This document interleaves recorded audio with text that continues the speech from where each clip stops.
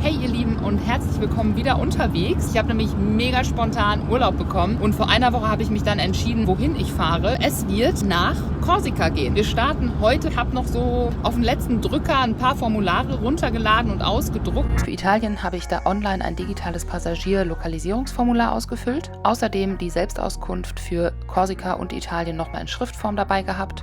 Die Informationen zu Corona-konformen Reisen habe ich größtenteils von der Seite des ADACs. Als ADAC Plus-Mitglied brauchte es lediglich einen Anruf und 3 Tage später lagen Karten und Infomaterial kostenlos in meinem Briefkasten.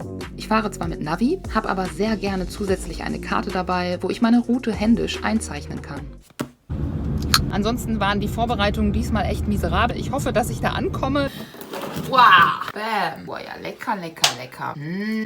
Und als nächstes füllen wir ein gutes Olivenöl vom Mittelmeer. Sehr schön, Markus. Das ist wieder unbezahlte Handcreme. Das sieht schon fast aus wie Korsika hier. Ja, Du genau. kannst im Norden fängst du an, im Süden hörst du auf. Um mein Wohlgefühl unterwegs zu pimpen, habe ich mir endlich meine neue Isomatte gegönnt und um auch die Chancen anzukommen zu steigern, noch eben die Fährtickets gebucht. Ja, ich hoffe, dass das reicht, dass ich nichts vergessen habe.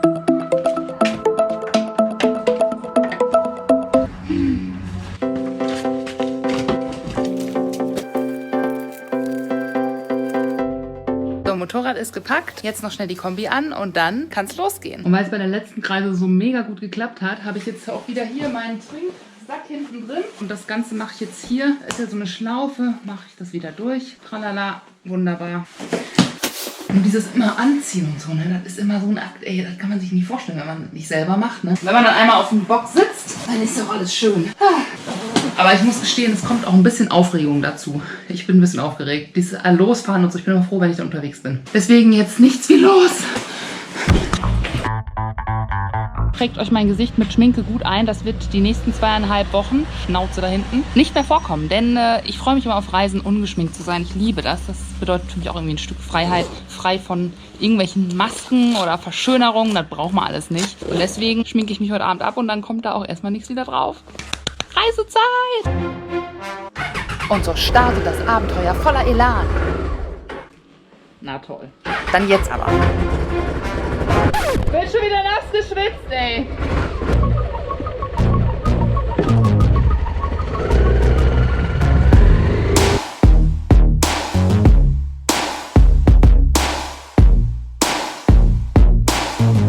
Also wir haben es jetzt 4:45. 220 Kilometer sind es ungefähr. Oh, das fühlt sich wieder so gut an. Es ist irgendwie wie, ja, du steigst aufs Motorrad und fährst los und sofort, ja, bist du entspannt. Weil du einfach weißt, jetzt ist die Zeit einfach so kostbar und wertvoll und einfach nur gut. Du musst einfach nur hier sein.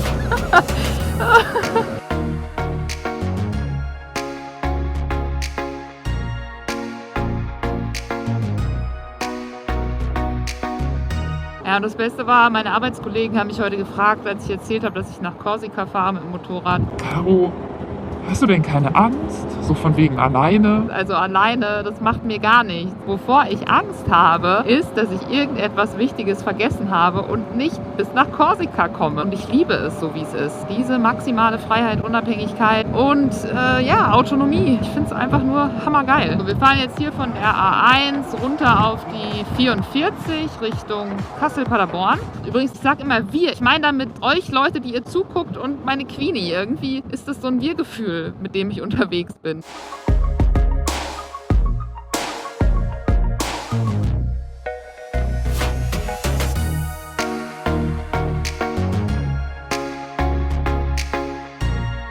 Und in einem dieser LKWs, die ich hier gerade überhole, sitzt Sergej.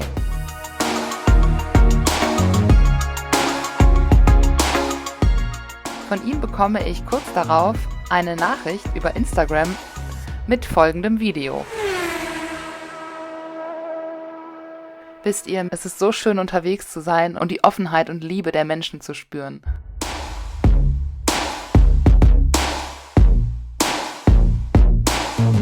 Die Engel backen Plätzchen da hinten, so rosa wie der Himmel ist. laufen. Jetzt fahren wir hier gleich von der Autobahn runter, bei der Edertalsperre, auf die 251 bei Waldeck. So, hier sind wir also in Naumburg angekommen. Erste Etappe ist erledigt, auch wenn es nur eine mickrige war. Aber wir feiern einfach jede. Hello, Treppe Nummer 1. Hier auch mit Zimmer mit Balkon scheinbar, aber das ist nicht meins. Für mich geht es noch weiter hoch. Oh, ist das herrlich, oder? Herrlich. Biker lieben das, wenn sie viele Treppen gehen müssen. Und hier ist schon mein Zimmer. Und jetzt das Ganze noch zweimal. Es wird immer so schnell dunkel. Hier ist das Licht. Nee, oh, das war aus. Hier ist, glaube ich, Klingel. Da ist Licht. Ist so ein bisschen Rapunzel-like, oder? Ich kann ja nachher mal mein Haar runterwerfen, gucken, was passiert. Irgendein Prinz da unten steht. Kulturbeutel hängt.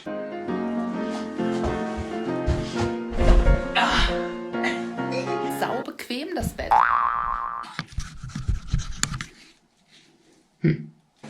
Alles wieder sauber machen.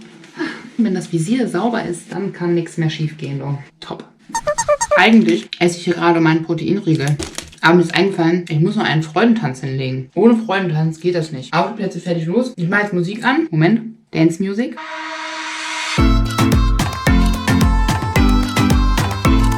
Warum das ausgelassene Springen in Räumen mit Dachschräge allerdings keine so gute Idee ist, seht ihr jetzt. Autsch, Mist, verdammt. Egal, einfach weitermachen.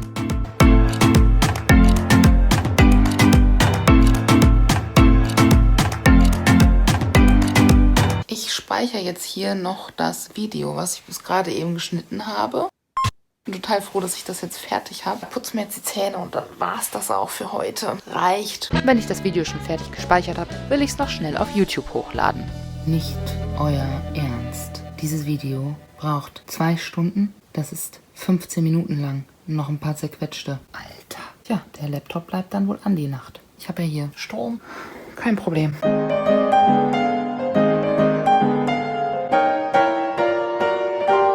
Der erste Morgen dieser Reise beginnt tierisch gut. Oh, guten Morgen, Pferde. Hi. Hier sieht's aus wie bei Hempels unterm Sofa. Das macht nichts. Wir haben gute Laune, weil es ist Reisezeit. Unterwegs zu Hause. Und weil so viel Freude hungrig macht und ich noch nichts gegessen habe, plündere ich erstmal die hauseigene Kaffeebar. Dafür, dass das Zimmer nur 33 € kostet und eigentlich ohne Frühstück ist, bieten die hier wirklich ein reichhaltiges Angebot an Hot Drinks on a cold and nebeligen morning und sorgen so für einen angenehmen Start in den Tag. Und das for free. Sehr bikerfreundlich. Mehr. Das Video für den nächsten Sonntag ist gesichert. Guten Morgen, Queenie. So, ciao. Nett mit dir. Auf geht's in Tag 2. Mal schauen, was uns heute erwartet. Die Fähre nach Korsika legt ab in Livorno. Heute ist mein Ziel, so nah wie möglich an die österreichische Grenze zu kommen. Oh, es ist kalt. Okay, wir nehmen mal doch den Choke. Hallo? Das ist jetzt nicht cool. Was mache ich denn falsch? Ich mache das Licht aus. Das Navi zu lange angehabt, das hat wahrscheinlich Saft gezogen, ne?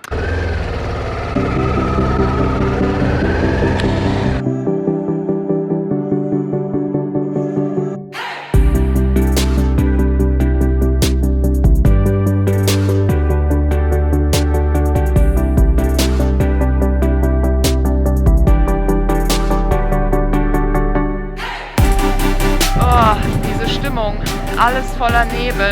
Ist das schön hier. Ist ja fantastisch. Ey, Gänsehaut-Feeling. Am frühen Morgen, kurz nach 9 und das ist hier unser Start in den Motorradtag. Ist ja grandios. Das kann dir kein Mensch glauben, wenn du es nicht selbst erlebt hast. Boah, wenn du vor Glück weinen kannst, echt, das ist der Hammer. Von Naumburg aus, eine Kleinstadt im Landkreis Kassel in Nordhessen, führen mich die Landstraßen nach Alsfeld. Dieser Erholungsort liegt im mittelhessischen Vogelsbergkreis und ist geprägt durch Zauber und Märchen, was ihr den Namen Rotkäppchenstadt verschafft. Genau der richtige Ort für den ersten Tankstopp heute. Und das Witzige ist, ich bin jetzt hier an einer Tankstelle, wo ich vor 2 Jahren auf dem Weg zum Easy Meeting mit 2 Freundinnen war. Da habe ich genau an der Stelle vorne an der Ecke ein Foto gemacht, an dieser Tankstelle. Das ist jetzt ein riesen Zufall, dass ich jetzt hier bin. Prost Mahlzeit. Es ist so schön, jetzt wo die Sonne rauskommt. Es wird ein bisschen wärmer.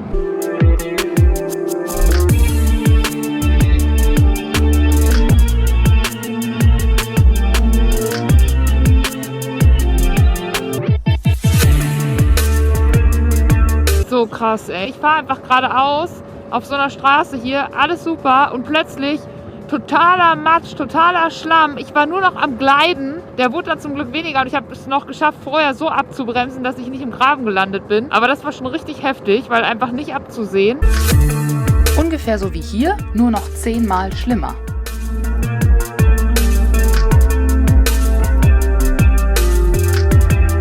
Und jetzt gerade eben, ich fahre hier um die Ecke, laufen da plötzlich 3 kleine Rehkitze über die Straße. Ey, so knapp. Es muss ja noch nicht mal die Mutter sein, ne? Aber so ein Rehkitz, das nimmst du auch nicht mal eben hops. Hui. Also es ist spannend, aber auch schön trotzdem. Man muss einfach echt immer schön mit dem Köpfchen dabei sein. Wie eine letzte gute Warnung, an diesem Morgen besonders wachsam zu sein, sehe ich kurz nach den ersten beiden Adrenalinmomenten ein totes Reh am Straßenrand liegen. Geil, warmer Kaffee. Es gibt nichts Besseres nach 250 Kilometern über Land. Frisch gestärkt mit Koffeinbetankung geht es heiter weiter. So fahre ich an diesem Tag mit vollem Genuss die Landstraßen gen Süden, ohne zu wissen, wo ich am Ende landen und übernachten werde, denn eine Unterkunft habe ich bisher noch nicht.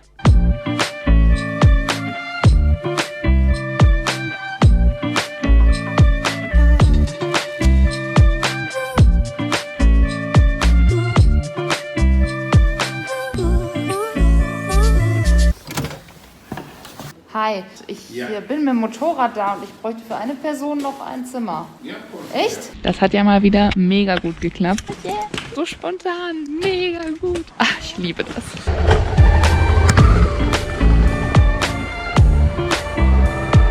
Moped kann man im Hof stehen lassen. Hier haben wir das Turmzimmer. Tada, mit Blick. Hui. Schön, da lohnt es, wenn man noch im Hellen ankommt. Ich freue mich auf eine Dusche gleich. Eigentlich hätte das Zimmer pro Nacht 56 € gekostet. Aber weil ich ihm halt gesagt habe, dass ich das bei Booking.com für den Preis gefunden habe, habe ich das auch für den Preis bekommen. Ich passe nicht hier durch. Das gibt's nicht. Ernsthaft jetzt. Bitte ein Türausbau in Zimmer 17. Dankeschön. Ich habe jetzt hier die Qual der Wahl. Welches Bett nehme ich? Hier gucke ich in den Himmel. Das ist schön. Und hier gucke ich so in den Himmel. Was ist besser? Ich weiß es nicht. Ich kann mich nicht entscheiden. Aber da ist eine Steckdose. Ich muss praktisch denken, ich brauche die Steckdose für ein Läppi. Also da. Wassergläser haben sie auch. Prost, Freunde.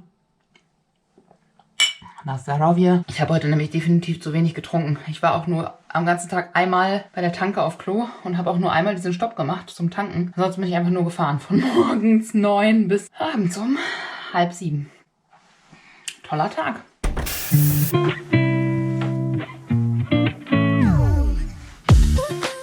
Ach so, Abendgymnastik darf natürlich auch nicht fehlen, obwohl das hier eher so suboptimal funktioniert. Ups, bisschen eng hier. Gute Nacht für heute und bis morgen.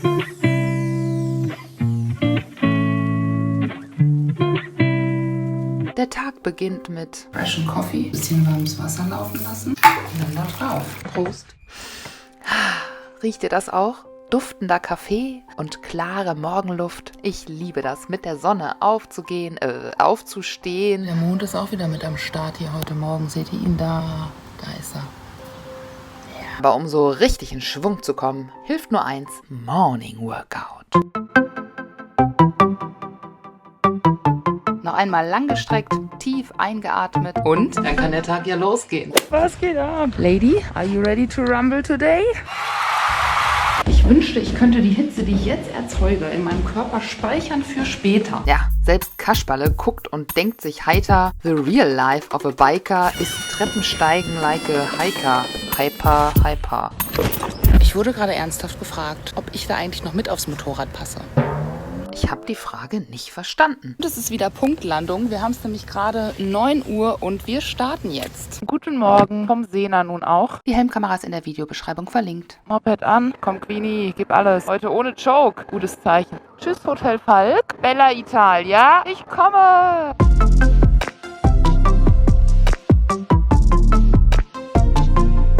Also wenn ich mit Nebel tanken könnte, dann hätte ich hier genug Stoff. Das ist der Ettaler Sattel, 869 Meter über Null. Oberau, ich liebe dich, danke, ja. Oh, wie schön, dazu noch ein schönes Lied. Perfekt, getankt ist. Also bis nach Italien schaffe ich es mit der Tankfüllung. Einmal durch Österreich durch. Ja, Mai, servus. Kusch, kusch, weg mit euch, ich will rüber. So. Es kann sich nur noch um Stunden handeln. Ich will ja nur geradeaus über die Straße. So, wenn der jetzt, dann fahre ich schnell. Hui. Prost, Freunde. Schmeckt super. Es tut so gut, sich die Hände zu wärmen an diesem Kaffeebecher. Ich möchte ihn niemals auftrinken, damit er ewig warm bleibt. Wo geht denn die Reise hin? Nach Italien. Italien. Schon nach Wo Italien. kommen Sie? Von Münster. Und das alleine, oder? Alleine, genau. Also schon ein bisschen langweilig alleine. Langweilig? Auch überhaupt nicht. Nicht? Nee. Haben Sie das selbst gestrickt hier? Das passt so farblich zu dem Hund. Der Hund ist wichtig. Ja, der Hund, ich hoffe, den sieht man. Ja, den Hund sieht man. Den kann man nicht übersehen. Der ist so schön Ja, pink. Es Das passt ist- alles so. das ist meine Unterhaltung. Sie leben hier in Oberau. Und wo sieht man das? Das sieht man auf YouTube. Fahren Sie auch Motorrad oder sind Sie mal Motorrad Ja. gefahren? Das ist lang her. Ich bin schon über 80. Sie sind über 80. Ich bin froh, dass ich ein Auto fahren kann. Ja, Komm hier ist ja- schlecht ohne Auto, ne? Ja. Das ist man Ich bin- viel freier, ne? Bitteschön. Also das war jetzt sehr interessant. Und denkt, die Frau muss ich Ja, näher anschauen, weil das gefällt mir. Gell? Ich war jetzt 32 Jahre in Amerika und da habe ich ein Restaurant gehabt, ein deutsches Restaurant. Und dann bin ich daher. Bei der Familie wieder dann. Ja. Ach, das ist ja Ja. spannend. Dann sind Sie ja auch eine Weltenbummlerin. Ja, das sag ich ja. Und das war meine schönste Zeit. Alleine als Frau. Respekt. Ohne dass ich die Sprache kennt habe. Ah, nein. Mit 65 habe ich dann alles verkauft. Und ich bewundere sie. Das Leben ist so kurz. Sagen. Also erst war ich eine junge Frau, die wo alles Mögliche gemacht hat. Und jetzt kann ich kaum noch gehen. Ja, solange man jung ist, muss man machen, was Ja. noch geht, ne? Aber Damit man ehrlich. später schöne Erinnerungen hat. Jetzt bin ich meinem Mann dankbar, dass es nicht geklappt hat. Weil sonst wäre ich nie nach Amerika gekommen. Ach, manchmal ist gut, wenn man einfach sein Ding macht und alleine ist, aber ja. ehrlich. Man hört auf sein Herz ganz Ja. anders, ne, wenn man alleine ist. Ich meine, es kann auch mit Mann klappen. Das heißt ja nicht immer, dass automatisch man immer alles alleine machen muss. Natürlich ist es schön, wenn man jemanden hat, mit dem man das zusammen machen kann. Ja, aber natürlich. die Freiheit zu haben, zu sagen, ich mache das, was ich will, auch Ja, alleine. natürlich. Ne? Ja, schön, Sie getroffen zu haben hier. Ja, Nett mal ehrlich. zu plauschen. Wenn Ja. man alleine unterwegs ist, ist immer schön. Ja, mal das zwischendurch. glaub ich. Und wir haben es auch Freude gemacht. Also alles Gute, gell? Danke Ihnen auch noch einen schönen Tag. Wer Alles oft an Gute. Sie denken, wo Ja. wird es jetzt sein? Wie heißen Sie? Caroline. Caroline. Und Sie? Elfriede. Elfriede, okay. Ja. Schön. Elfriede dann. Okay. Im Herzen, ne? Ja, Sind Sie jetzt dabei? Gute, gell? Ja, Ihnen auch. Schöne Sachen erleben. Toll. Tschüss. Tschüss. Begegnungen, die es halt unterwegs immer wieder gibt, ne? Das ist echt so, das nehme ich mit einfach. Im Herzen. So alleine ist man gar nicht. Ah, schön. Boah, das ist richtig geiler Scheiß hier. Boah, Hammer. Mahlzeit. Und damit beim vielen Sitzen die Bewegung nicht zu kurz kommt, gönne ich mir ein paar Schritte während des Frühstücks. Das sieht gut aus auf meinem Motorrad, ne? Man sieht, ich lebe da drauf. Rennerpass! Garmisch-Partenkirchen ist ein Skiort in Bayern und bekanntes Reiseziel für Skifahrer, Eisläufer und Wanderer. Er liegt nahe der Zugspitze, die mit 2962 Metern der höchste Berg Deutschlands ist.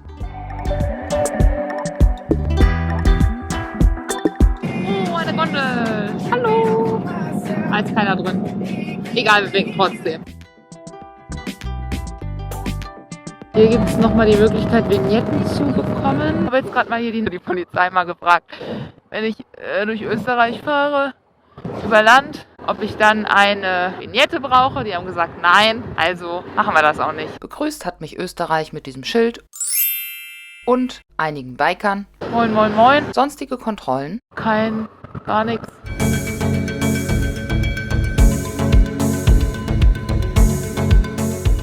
Kaum in Österreich eingefahren, heißt mich die Olympiaregion Seefeld in Tirol herzlich willkommen. Der Ort in den Alpen liegt auf einer Hochebene zwischen Wettersteingebirge und Karwendel und hat neben diesem fantastischen Panorama sogar noch mehr zu bieten. Ein mittelalterliches Schloss. Das Magic Castle in Seefeld liegt nur 22 Kilometer von Innsbruck und ca. 120 Kilometer von München entfernt am Seefelder Schlossberg inmitten herrlicher Natur.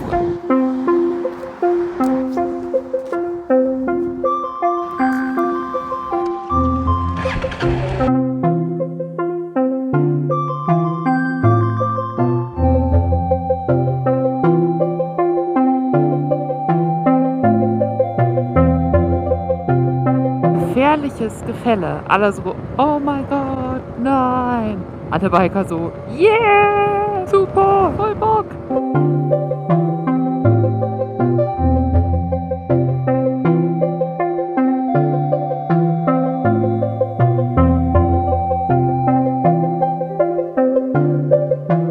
Das ist auch ganz anders hier in Österreich. Wenn du eine grüne Ampel hast, ne, und die ist kurz davor auf Orange umzuschalten, dann blinkt die so. Dann macht die so Blick, Blick, Blick und dann schaltet die erst um. Ich dachte gerade, was ist mit der Ampel kaputt? Funktioniert die nicht richtig? Warum blinkt die so? Bozen und Matrei am Brenner ist schon ausgeschildert. Hier noch eine sehr schöne Kirche. Innsbruck ist die Hauptstadt des Bundeslandes Tirol und seit langem ein beliebtes Wintersportzentrum in den Alpen. Darüber hinaus ist Innsbruck für seine Bauwerke aus der Kaiserzeit und seine moderne Architektur bekannt. Ey, wie man sowas baut, ne? Es ist unglaublich, was wir Menschen alles können, oder? Hängt da jemand? Irgendwas hängt da runter an einem Seil. Ich feiere das so, dass wir hier über Land fahren. Das Beste, was man machen kann hier, würde ich sagen. Ah, herrlich. Kam jetzt gerade ein Motorradfahrer entgegen und winkte mir, dass ich bloß langsam fahren soll. Sie stehen hier wahrscheinlich irgendwo, oder? 50 km/h ist hier. Oder er hat mir irgendwas anderes sagen wollen mit seinem Gewinke. Ah ja, da steht sie. Das sieht ja böse aus mit der Pistole, ne? So, poing, ich schieß dich ab. Hier sind wir in Matrei am Brenner. Matrei, du bist aber schön. Malereien, ein Engel. Die Marktgemeinde Matrei am Brenner ist für ihre mit Lüftelmalereien verzierten Bürger- und Gasthäuser bekannt. Die Lüftelmalerei ist nicht nur hier in Tirol, sondern auch in Oberbayern eine beliebte Kunstform. Hier sind wir in Steinach am Brenner. Oh, windiger Typ. Laut einer Legende stammt der Name Steinach daher, dass der heilige Valentin damals von den heidnischen Bewohnern der Region mit Steinen verjagt wurde. Jetzt warten hier 28 Minuten Stau auf uns. Es sind noch 21 Kilometer und laut Google Maps brauche ich dafür 1 Stunde und 19 Minuten. Da sieht man es auch schon. Oh, das wird eine Schleichpartie. Ich mache mich schon mal auf den Krampf in meiner Kupplungshand gefasst. Ja, aber der mit seinem gelben Quietscheauto da hinten, ne, mit dem Porsche oder Ferrari, was das ist, ja, der hat vorhin so krass überholt. Junge, das bringt dir gar nichts. Hier stehen wir alle zusammen wieder an einem Ort. Ach, moin. Servus. Nach Afrika? Also wenn ich jetzt nicht für Zelten ausgestattet wäre, dann sähe das sicherlich anders aus. So im Sinne von Isomatte, Schlafsack, Zelt, hier diese Powerplate ist dann auch nicht dabei. Aber man weiß ja nicht, was ich noch so vorhabe. Wenn das Wetter toll ist, das ist doch das Schönste, was man tun kann für ein paar Tage Zelten. Wo fährst du jetzt hin? Ich fahre nur Südtirol nach Tunesien. Ah, einfach so für einen Tag. Ja, von Berlin aus jetzt. Ach, schön. Wie lange dann Korsika? 7 Tage. So, und dann? Und dann wieder zurück. Boah, das ist aber auch ein Ritt Ja, aber man fährt ja gern. für die Insel rein. Warst du mal da? Nee, noch nie. Aber Ja. mit Essen ist immer schwierig, finde ich. Ja? Naja, Frankreich ist immer ein bisschen teuer. Hier 50% Essen. Alles mitgebracht. Wunderschönen Urlaub. Dankeschön, den wünsche ich dir auch. Aber arbeiten tust du auch noch. Ja, natürlich. Deswegen ja nur 2,5 Wochen. Aber machen wir das Beste draus aus der Zeit, ne? Vielleicht wäre oben lieber besser gewesen.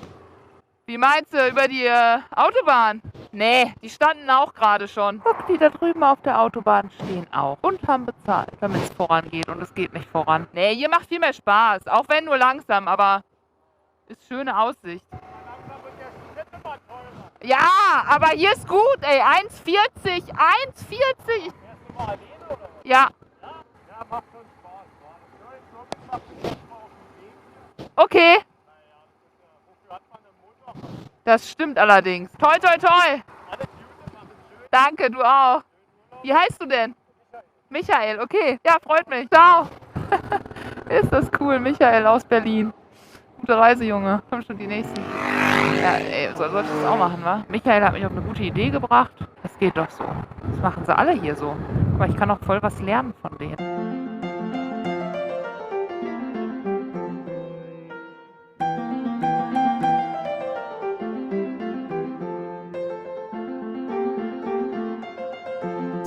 Oh, jetzt habe ich gerade überholt und da vorne stehen die Bullen. Ob sie mich rausfischen? Oh nein, bitte nicht. Ich bin doch ganz lieb, ich warte jetzt hier. Als Bär. Oh, er hat mich im Visier. Naja, den Führerschein wird man deswegen nicht verlieren. Das ist die Hauptsache. Sind die vom Zoll? Boah, der sieht aber grün aus. Naja, er holt mich nicht raus. Das ist doch schon mal gut.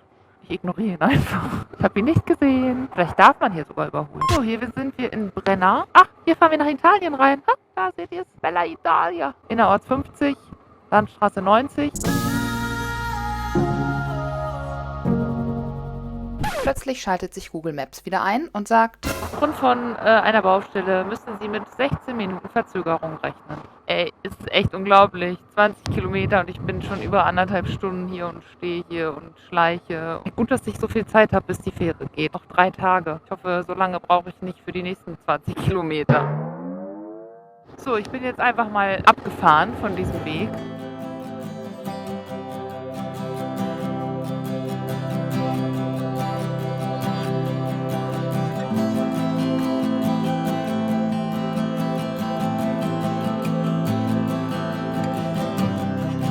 Ach krass, Mann. Ja, mega. Hier ist viel schöner. Vor allem ist hier kein Stau. Ist doch perfekt. Das war jetzt nicht mehr auszuhalten. Ich habe da jetzt 1,5 Stunden drin gestanden. Jetzt reicht's. Dann sind 2 Motorradfahrer vor mir, sind in diese Straße rein. Und ich dachte mir so, ey, come on. Keiner sagt dir, dass du hier langfahren musst. Wir fahren jetzt das Penzer Joch.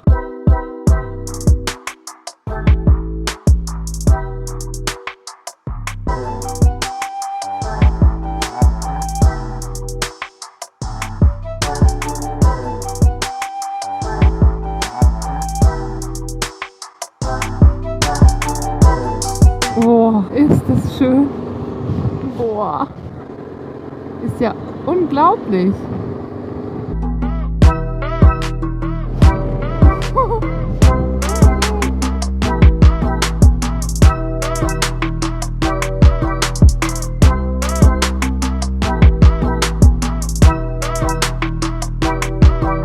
Hier liegt Schnee. Schnee liegt hier. Boah, ey, damit habe ich jetzt gar nicht gerechnet, dass wir hier sowas noch haben. Unglaublich, oder? Ist das herrlich.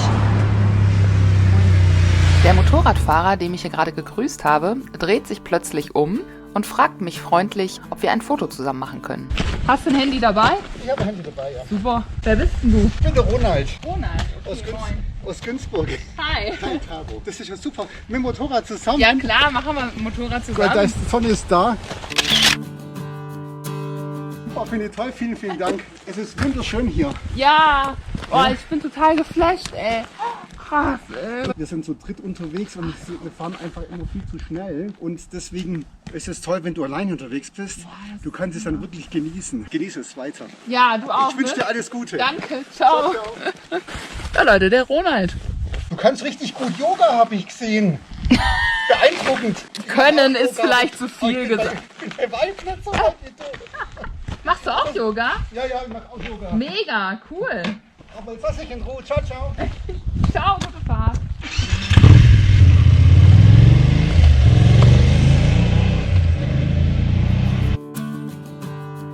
Und dann mache ich das, warum ich eigentlich angehalten habe: diesen wunderschönen Ort in Fotos festhalten.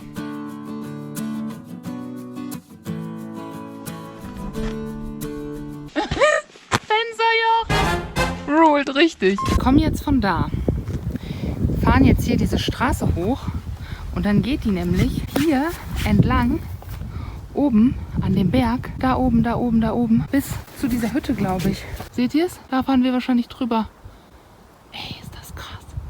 Allein schon dieses Tal hier unten. Das ist echt unglaublich.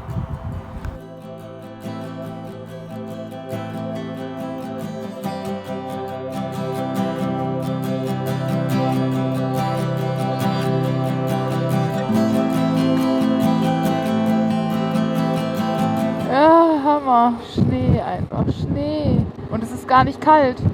Es ist einfach, als ob das Glück wärmt. Ich glaube, Glück macht warm. Oh, krass, ey.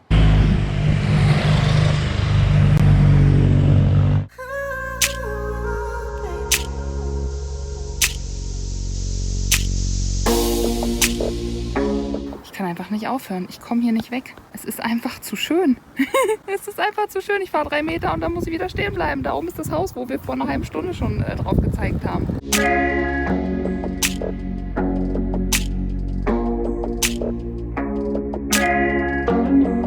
Ja, hier liegt auf jeden Fall Salz. Aber das nehme ich. Bei dem Ausblick, das ist mir egal. Wie lange geht das hier eigentlich? Ich komme wahrscheinlich irgendwann so um 10 Uhr da. Wo komme ich eigentlich an? Ich weiß überhaupt nicht, wo ich... keine Ahnung, ich fahre jetzt einfach noch. Mehr ist gerade nicht wichtig. Einfach nur zu fahren. Ankommen werden wir schon wieder irgendwo. Das sind wir bis jetzt immer. Warum also auch nicht heute? 2211 Meter. Hier, Penze. Oh Mann, ey, ich komme hier gar nicht weg.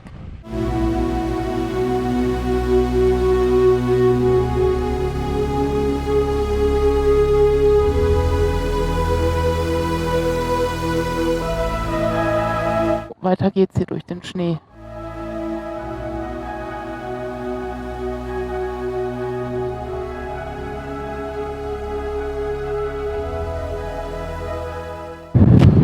Man sieht uns im Schnee. Im Schnee.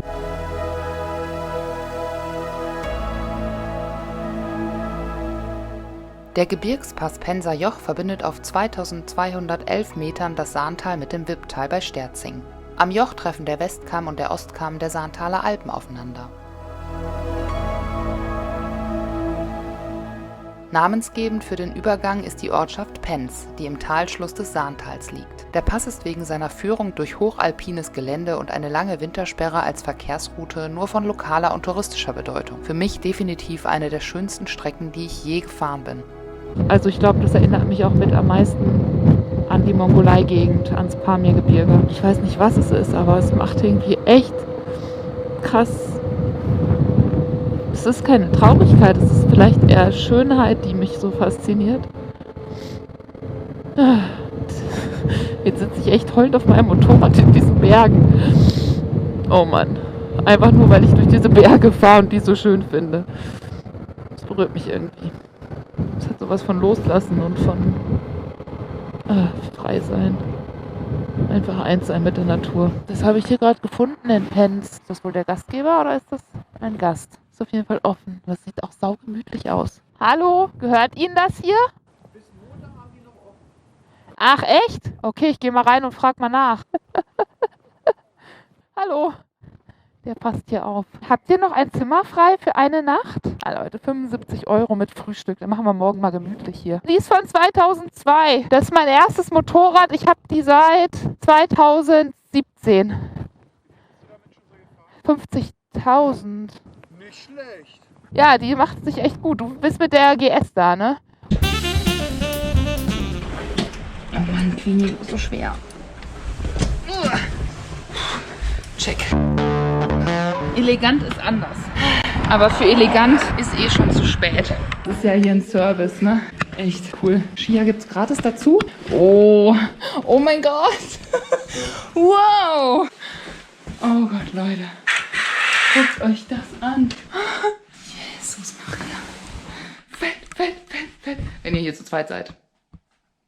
Das ist auch nicht schlecht. Krasse Scheiße. Manchmal tut Luxus auch gut, oder?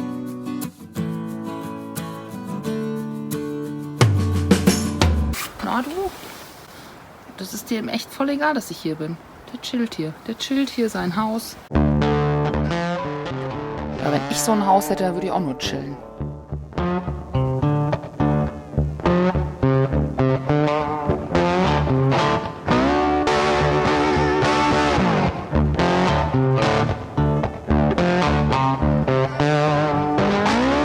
Das ist also unsere Unterkunft für die nächste Nacht, weil es der Zufall so will. Muss man einfach manchmal das Leben so nehmen, wie es kommt. Und wenn das Leben so läuft wie an diesem Tag, dann fällt das echt verdammt leicht.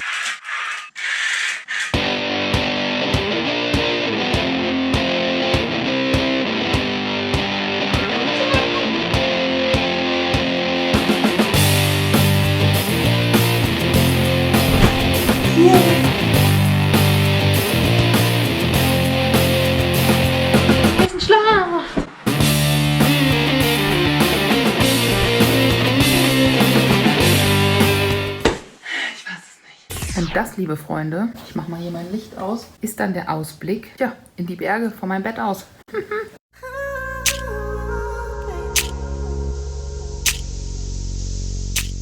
Das ist mal ein Ausblick hier aus dem Bett. Was kann es Schöneres geben, als vom Ruf der Berge geweckt zu werden? Also, aufstehen!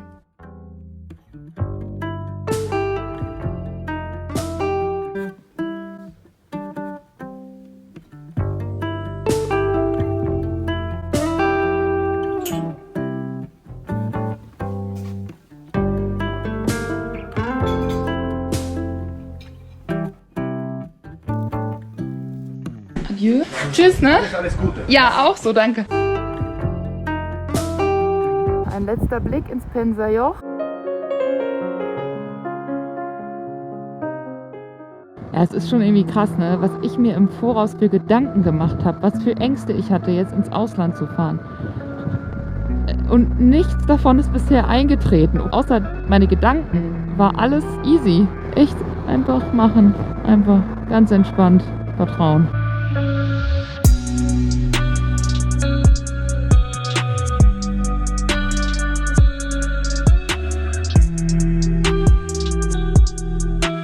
Junge, hier ist 60. Ich fahre 70. Entweder zeigt Google Maps was Falsches an oder ihr seid alle ganz schön wilde Italiener. Provincia Autonoma di Trento. Hier sind wir. Laut Aussage einer Internetseite schneidet Trento unter den italienischen Städten mit am besten ab in Bezug auf Lebensqualität und Nachhaltigkeit. Sie ist das ganze Jahr über Austragungsort von Veranstaltungen aller Art und zudem Startpunkt für herrliche Ausflüge in die umliegenden Täler.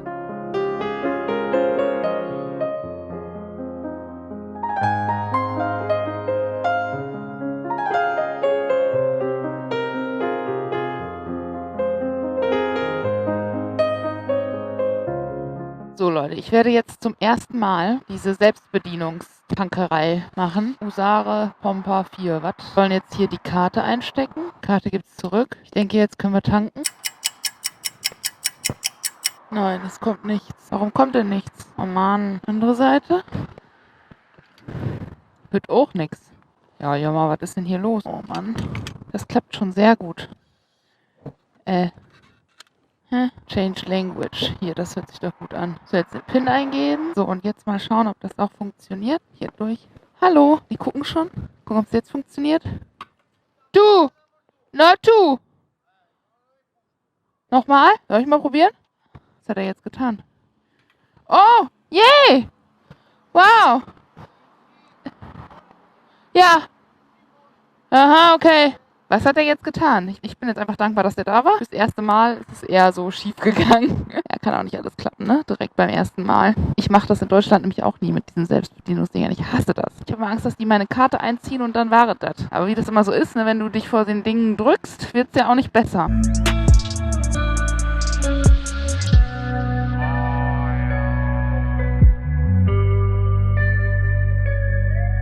So kurz vor Verona werden die Straßen auch wieder etwas schöner. Ich finde so zwischen Bozen und Trento war das irgendwie sehr stadtlastig.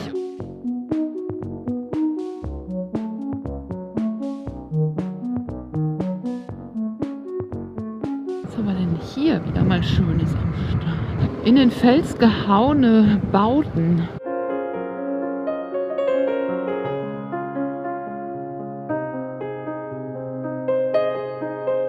Ich habe mir jetzt über Google Maps Hotels einfach mal ein Hotel rausgesucht. B&B, Claras Garden heißt es. Fahre da jetzt mal hin, in der Hoffnung, dass wir da noch ein Zimmer kriegen. Ja, du bist ja crazy, Junge. Du bist ja richtig crazy, ey. Alter, die haben echt ein Rad ab hier mit ihren Autos. Die überholen einfach aus Prinzip so. Egal, ich gehe bald drauf, aber Hauptsache, ich habe sie überholt. Das Ziel befindet sich auf der rechten Seite. Ernsthaft jetzt? Ich habe keine Ahnung, ob das hier geöffnet hat. Das sieht so aus, als wenn da offen ist. Da ist auch eine Person. Wir fragen einfach mal nach. Una Zimmer? Una Nacht? aspettando un cliente, ma ancora non si vede. Machen mal Google-Übersetzer hier. Una stanza per una nota. Se loro accettano, o lei accetta, 2 camere, una per lei e una per i 2 ragazzi. Die gute Frau telefoniert noch rum. Obwohl ich kein Wort verstehe, verstehe ich trotzdem eines ganz deutlich. Hier wird das nix mit dem Schlafen. Okay, jetzt merke ich, dass ich im Ausland bin. Ich verstehe kein Wort. So, ich bin jetzt gespannt, was es hier heute noch mit der Hotelsuche gibt. Die Toskana begrüßt mich mit einem bombastischen, in das Licht der Abendsonne getunktem Panorama und mit ihm scheint auch die Hoffnung auf ein Zimmer wieder heller.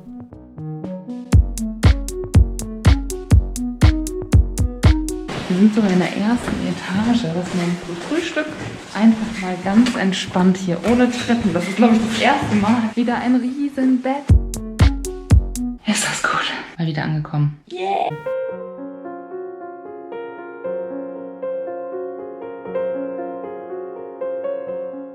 Hier habe ich schon gesattelt, schon alles drauf.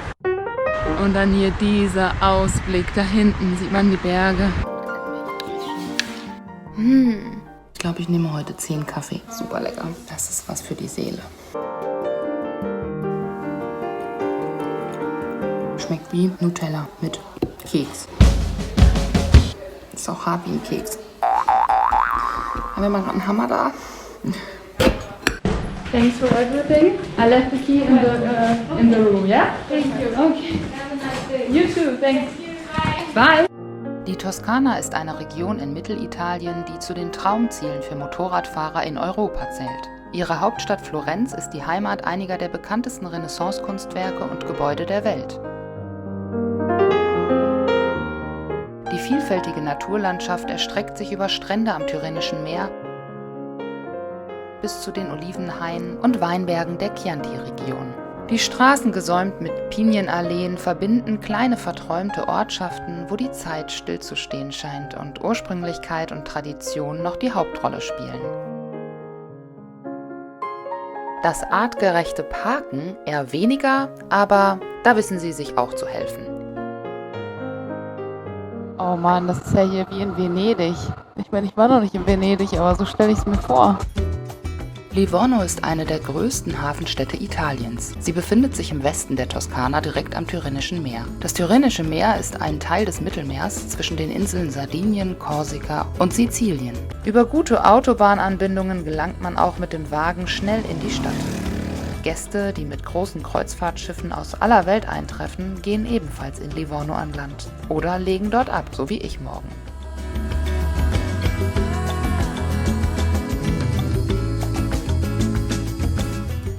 Eigentlich ist das quirlige Städtchen bekannt für seine Meeresfrüchte, Festungen aus der Renaissance und den modernen Hafen. Ich widme mich jedoch erstmal dem Obst und Gemüse, das an der frischen toskanischen Luft gedeiht.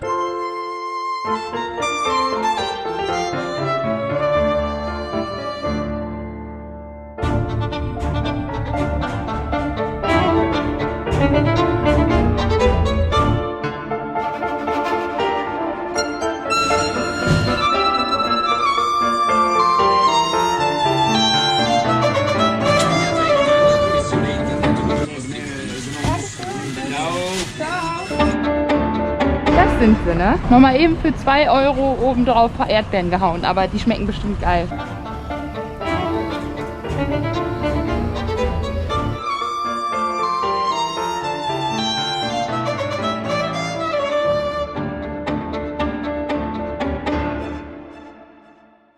Es ist gerade mal 1 Uhr am Mittag und ich habe Lust, hier nochmal ohne schweres Gepäck durch die Gassen zu bummeln. Also mache ich mich auf die Suche nach einem schönen Hotelzimmer. Dieses Hotel befindet sich mit seiner Rezeption irgendwo in einem Wohnhaus und das auch noch in der 5. Etage. Una room for one person for one night? Sorry, non possibile. Okay.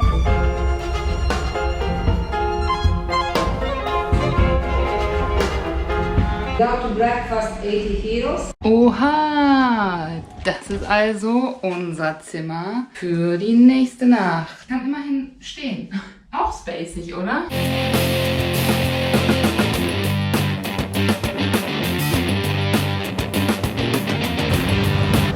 Drei-Gänge-Menü mit Meeresblick. Was will man mehr? Sehr, sehr schön hier. Die Hafenstadt Livorno ist eine herbe toskanische Schönheit mit vielen Facetten und italienischer Lebensfreude. Zum einen ist sie eine sehr bekannte Handelsstadt, zum anderen ein Ort vieler historischer Sehenswürdigkeiten. Da steht Queenie. Die im 16. Jahrhundert erbaute Festung Fortezza Vecchia thront im Hafen am Eingang zu Livornos von Kanälen durchzogenem Stadtviertel Venezia Nuova.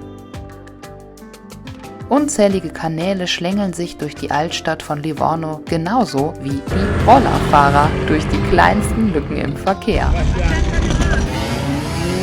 Durch die praktischen Fährverbindungen gelangt man von hier aus bequem nach Korsika, Elba, Sardinien oder nach Nordafrika, um dort seine Rundreise mit dem Wagen oder am besten noch mit dem Motorrad fortzusetzen. Und da hinten, da sind noch ein paar Berge zu sehen.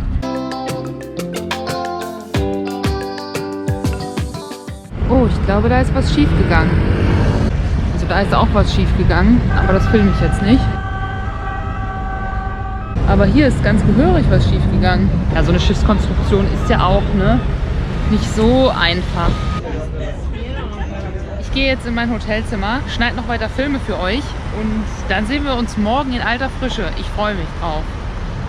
Scheiße, Schlappen verloren. Ja. Nicht mal das klappt hier.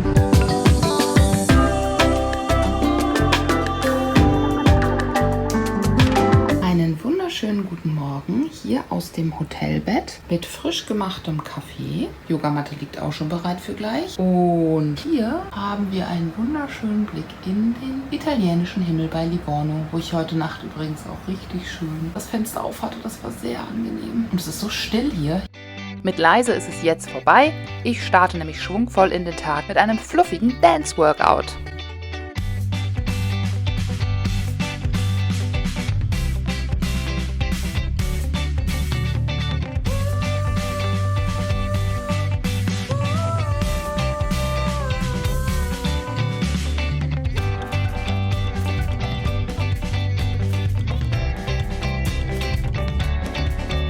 Und Queenie ist schon dick bepackt hier. Ich habe jetzt hier einfach Sardinia Ferries und Korsika Ferries eingegeben. Hier sind wir auch schon angekommen. Ein letztes Ründchen. Polizei ist... Oh, schicke Stiefel. Kann ich mir die mal ausleihen? So, und jetzt hier. Da ist die Schranke. Wie lautet nochmal das Zauberwort? Korsika? Und während ich so durch den ziemlich leeren Hafen fahre, wird mir eins immer deutlicher. Wir sind einfach viel zu früh. Eine gute Gelegenheit, den Hafen genauer zu inspizieren. Und während ich das mache, kommt mir plötzlich ein Schild in die Quere. Keine Messer, keine Waffen und keine Silvesterböller? Mist. Tja, dann muss ich wohl nochmal gehörig auspacken. Es nützt ja alles nichts. Es folgt ein taktisch kluger Rückzug, um eine andere Strategie für das Umgehen der Sicherheitszone auszuhecken als diese hier. Schnell ist eine strategisch wertvolle Alternative gefunden. So, jetzt gibt's erstmal Frühstück hier.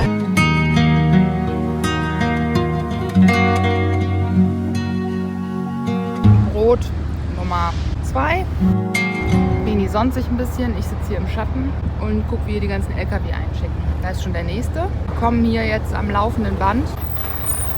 Oh, ich glaube, ein Stück Tomate liegt da auf dem Boden. Nimm ruhig. Ja, ist in Ordnung, mach ruhig.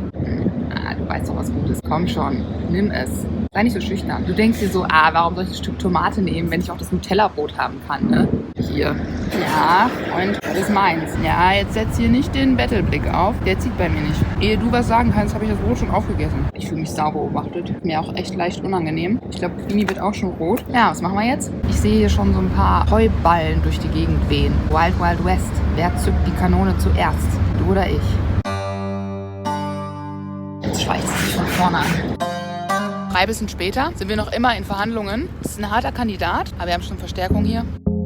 Hallo, bitte Kannst du bitte bleiben? Ich brauche hier Hilfe mit der Möwe, bitte.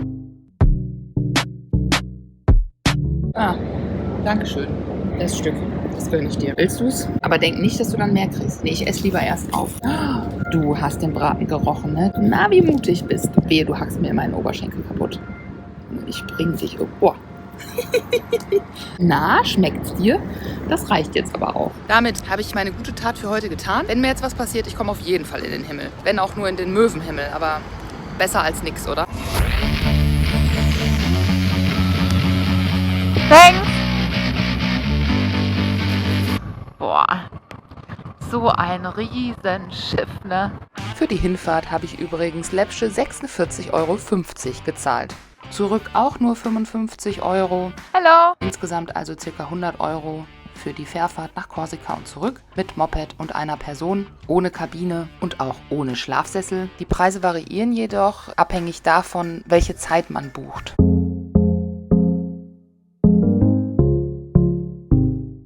Und es liegt Wartezeit vor uns.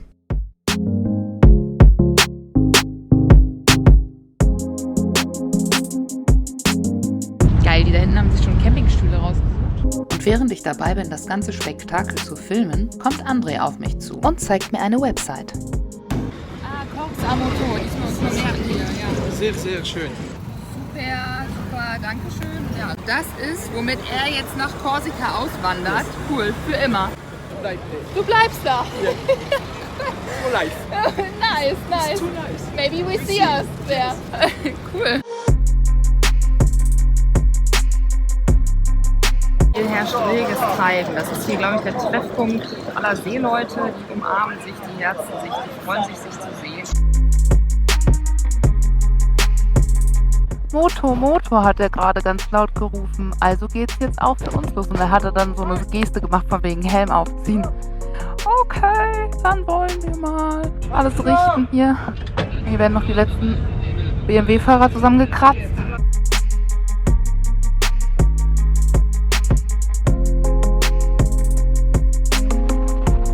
Ah, da durch. Ah, da hoch. Okay. Angekommen. Dann heißt es alle wichtigen Sachen abmontieren und sich ums Verzurren kümmern. Ich frage ihn jetzt, wie er das macht. Die machen die fest. Wir haben da, glaube ich, nichts mit zu tun. Hoffen wir mal, dass die das gut machen und Queenie nicht nachher irgendwo in der Wand drin steckt.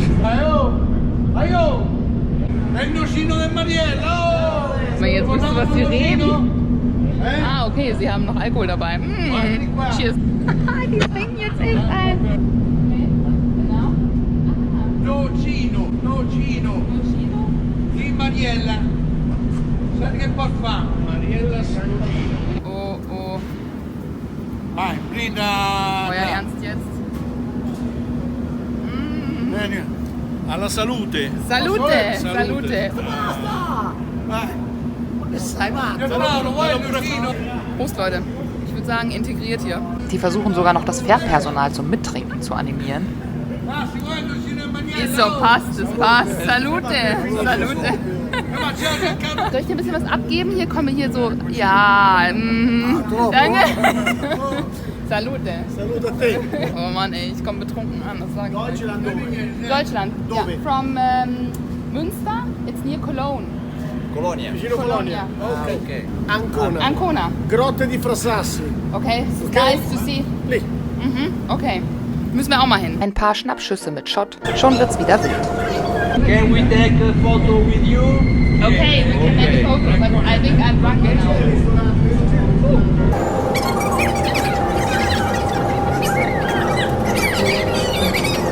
Als jemand, der sehr selten Alkohol trinkt, habe ich mit diesem kleinen Schluck echt richtig zu kämpfen. Während ich also von einem so einem Pinchen schon gut was merke, Ein bisschen Wasser nachtrinken hier. trinken die noch heiter weiter. Hey! Mega, guck mal, da kann man sich jetzt auch Mega. Nein, ich muss mich nicht übergeben. Von hier oben hat man echt eine coole Aussicht auf den Hafen. Ich fühle mich wie Kate Winslet ohne Leonardo, aber vielleicht kommt Superman ja noch vorbeigeflogen. Bis es soweit ist, schreibe ich ihm schon mal einen Liebesbrief. Oder doch lieber einen Einkaufszettel? Jetzt sitze ich hier auf dem Deck, warte, dass wir gleich abfahren, will mir meine Sonnenbrille nehmen. Das erste Mal auf dieser Reise. Und dann kommt mir schon mein Glas entgegengefallen. Und ich sehe, das ist auch nicht mehr zu reparieren. Nach geschlagenen 1,5 Stunden Warten auf dem Schiff setzt es sich endlich in Bewegung. Tschüss, Livorno.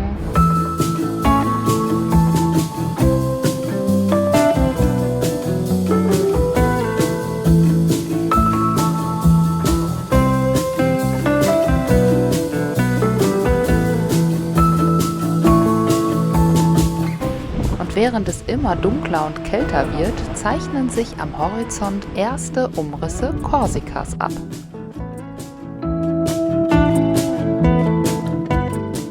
Was für ein Kribbeln der Vorfreude da durch meinen Körper geht, brauche ich euch, glaube ich, nicht beschreiben. Es ist auf jeden Fall großartig, diesen Anblick zu haben und zu wissen, diese Insel wartet die nächsten 7 Tage darauf, mit dem Motorrad erkundet zu werden.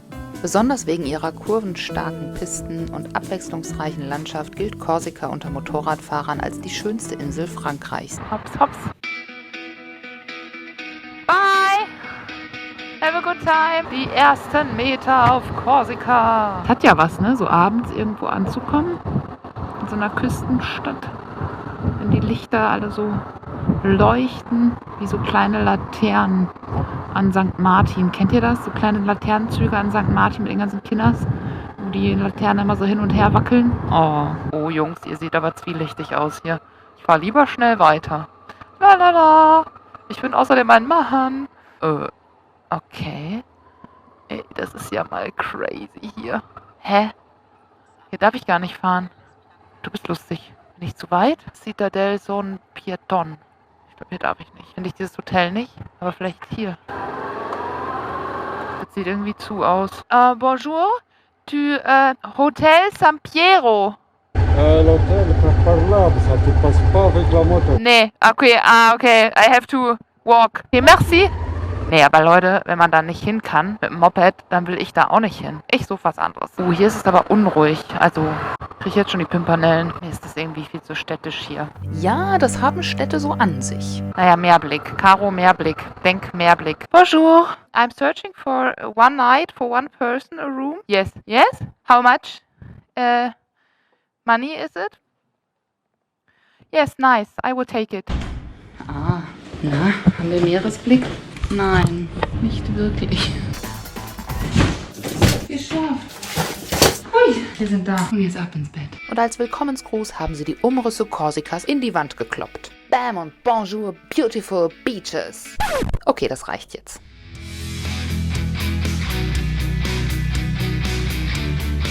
Guten Morgen. Von wegen Meeresblick, von wegen gute Nacht. Ich habe gestern Abend bzw. gestern Nacht noch bis um 5:30 Videos geschnitten. Und jetzt kommen wir nochmal zum Thema Meeresblick. Jetzt kommt der Meeresblick, aufgepasst.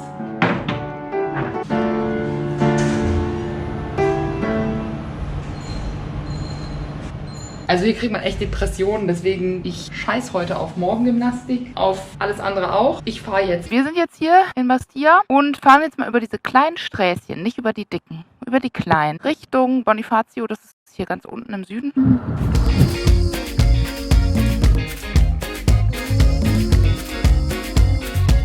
So, Freunde, ich sehe folgendes Problem. Wir fahren jetzt hier diese Straße nach Bonifacio. Ich habe eingegeben, keine Autobahn. Das ist aber trotzdem diese dicke rote. Wie ihr seht ja hier, es ist nicht so schön zu fahren. Und gleichzeitig blickt man aber in diese Berge, die da rechts neben einem emporragen. Und da will ich jetzt mal hin. Und deswegen mache ich mich mal jetzt hier ab von dieser Hauptstraße.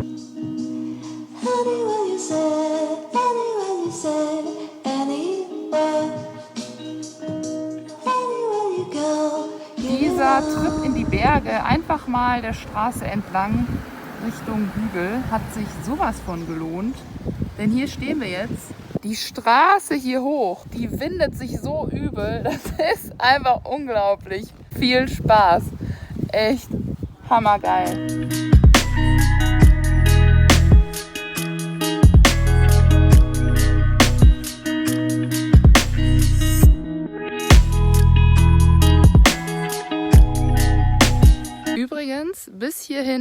nach Bastia habe ich nur ein einziges Mal, nämlich um auf die Fähre zu kommen, meinen Impfausweis zeigen müssen. Ansonsten nicht ein einziges Dokument von denen, die ich mir da alle im Voraus ausgedruckt und ausgefüllt habe. Naja, besser haben als brauchen.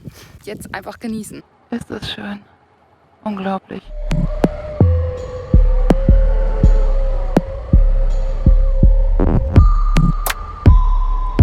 Recording. Was tut er da? Hi.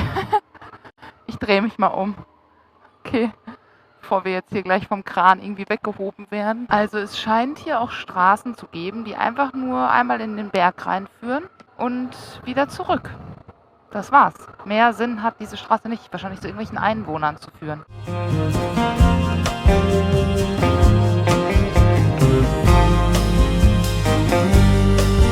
Da oben kommen wir gerade her. Das Dorf ohne Ausgang.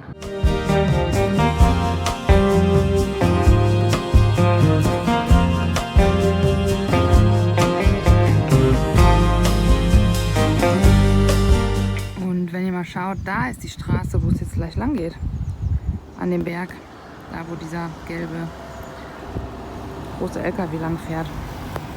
Das korsische Wahrzeichen. Ich finde das sehr, sehr schön, dieser Mann mit dem Band um den Kopf.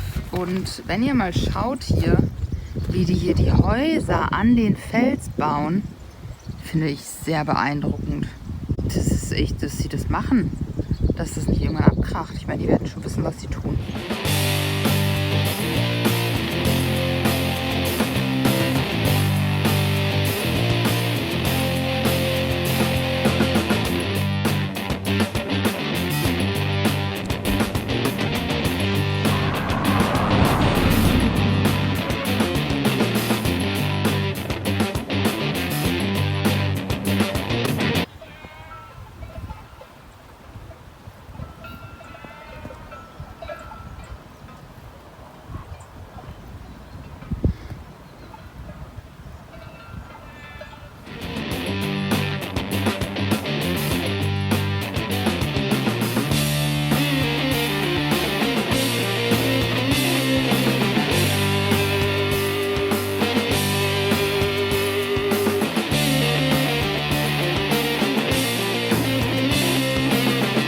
Guck mal, selbst wenn ein Auto und ein Motorrad vorbei will, dann müsste einer von beiden stehen bleiben. Bin ich froh, dass ich hier gerade meine Zeit habe, um hier durchzufahren. Du. Und hier keiner hinter mir ist, so ein ungeduldiger Italiener. Wow! Ja, und so sieht es dann aus, wenn es mal nicht klappt, dass zwei Autos nebeneinander herfahren. Dann ja, hängst du da im Berg. Ich hoffe, uns bleibt das erspart. Queenie? Bonjour! Bonjour. Ihr seid doch krank, Leute.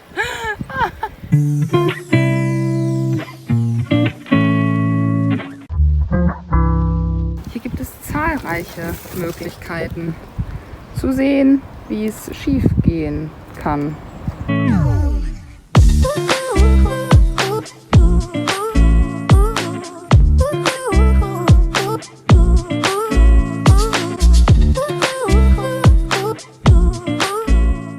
Und so schlängeln wir uns entlang der Berge immer weiter hinein ins Innere der Insel.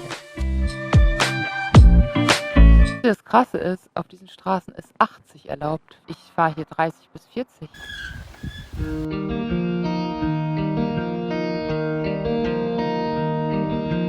Das ist die Kirche San Michele in Muratu. Die Steine sind wohl ganz besonders steinmetztechnisch und da sind auch so Tierzeichen mit eingehauen.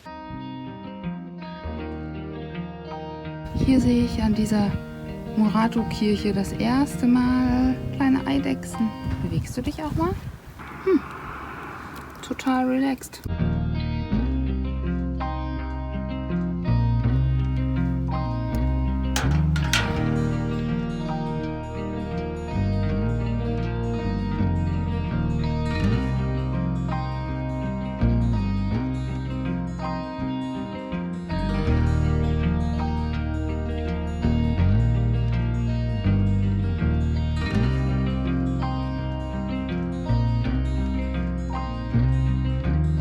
Auch wenn ich den Meerblick sehr schätze, geht's jetzt erstmal weiter durchs Inselinnere, immer Richtung Süden.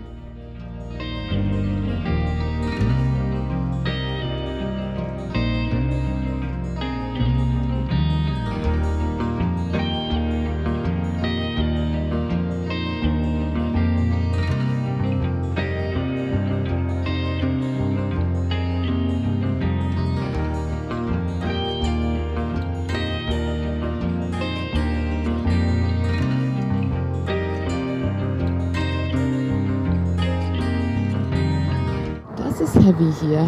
Das ist heavy. Da wird mir ein bisschen anders, muss ich euch gestehen. Weil hier so am Hang, Höhenangst macht sich etwas bemerkbar. Sowas bin ich noch nie gefahren, glaube ich. Uiuiuiui.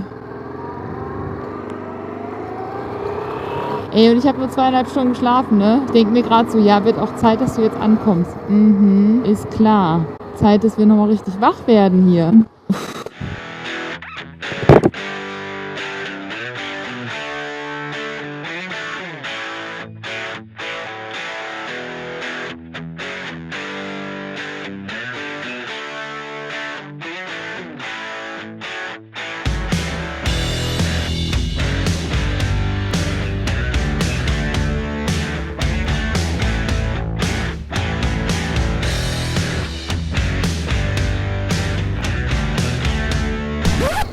Ja, da fährst du hier so rum, da hast du plötzlich eine Kuh am Straßenrand stehen.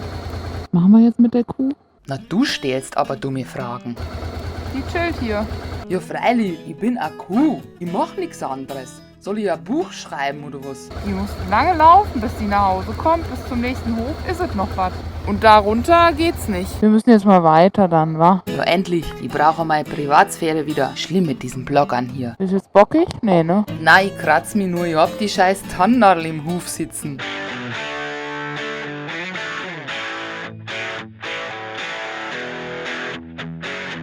Noch mehr Kühe. Oh, wie süß. Hat die einen großen Kopf im Gegensatz zum Körper, ne? Was denkst du? Ich bin auf Diät, du dumme Kuh. Oh, sorry. Hunde laufen mir auch so ein bisschen frei rum. Die Anwohner chillen hier meistens. Und winken freundlich. Sind echt so nett, die Franzosen. Ich mag es total gerne. Das sieht man bestimmt auch immer wieder in Reiseführern, ne? Dass hier aufgepasst werden muss mit Kühen. Oh, die schlägt ihr kleines Baby ab. Bezüglich Reiseführer habe ich vor dieser Reise wenig über Korsika gelesen, weil ich finde es besonders spannend, unvoreingenommen an sowas ranzugehen und sich dann vor Ort einfach überraschen zu lassen, was diesmal auch definitiv geklappt hat. Wahrscheinlich hat mich deswegen die Natur hier auch so richtig umgehauen, weil ich damit in der Form nicht gerechnet hatte. Ich habe auch, als ich hier durchfahre, wirklich ein leicht mulmiges Gefühl, weil ich da komplett alleine bin und im Hinterkopf schon der Gedanke so mitfährt, was ist, wenn mir hier was passiert.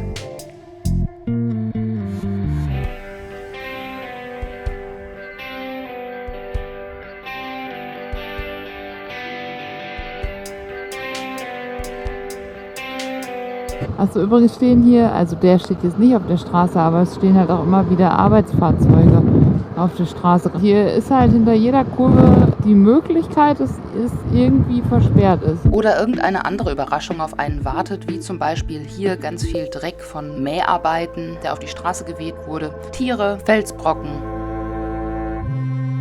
oder dezent marode Straßen. Da ist so ein bisschen Straße weggebrochen.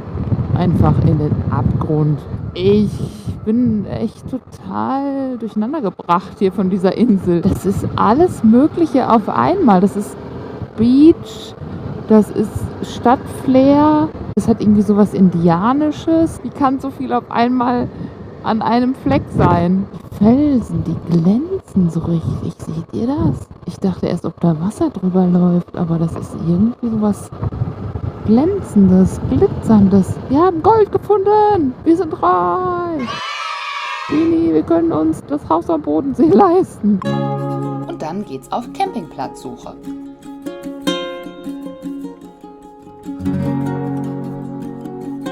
Schnell ist einer gefunden. Drück mal einfach alle Knöpfe. Vielleicht bringt das ja irgendwas. Der wird ja wohl jetzt nicht zu haben, oder? Doch, das haben sie. Aber der nächste Campingplatz ist nicht weit.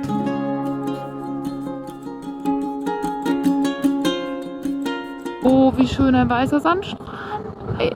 Wenn du da stehen würdest nachts, ne, wenn du da dein Zelt aufbaust. Aber ich habe schon geguckt, das darf man nicht. Wildcampen ist nicht so beliebt hier. Also im Sinne von, das kostet, wenn man erwischt wird. Das haben die nicht gerne.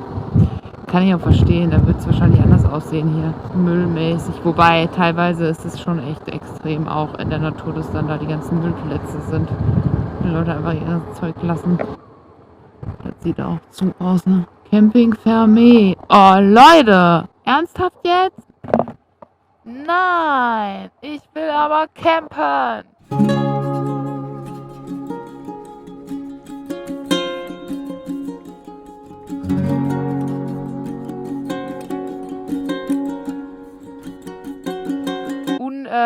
Person?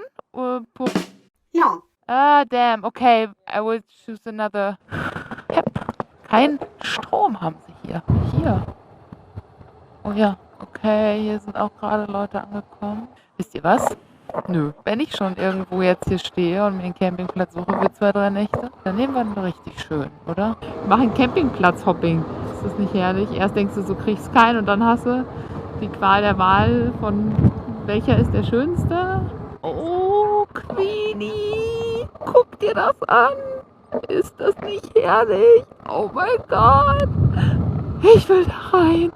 Ich will jetzt Baywatch und da so lang laufen mit den Füßen im Sand. Aber es ist zu kalt. Ich werde joggen morgen. Oder reiten. Es steht uns die ganze Welt offen. Entree. Entree avec la... Voilà. Bonsoir. Pour une personne. Free. There? This is... Wow, cool. California Camping. Here we go. Wo ist denn hier das Meer? Meer, wo bist du? Da ist das Meer. Also dürfte ich mein Zelt hier hinstellen. Aber ich sehe ja nichts vom Meer, ne? Und hier sind so viele Kiddies. Das ist mir viel zu laut. Nee. Also ist ja gut zu wissen, dass das Meer da ist. Da kann ich da morgen hingehen. Und ich gehe jetzt dahin, wo der Blick in die Berge war. Angekommen.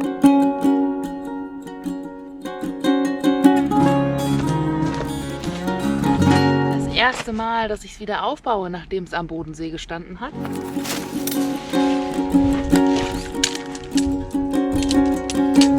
Wie gut, dass ich ein selbststehendes Zelt habe. Denn ich habe gerade festgestellt, dass dieser Boden hier so hart ist, dass ich da gar keinen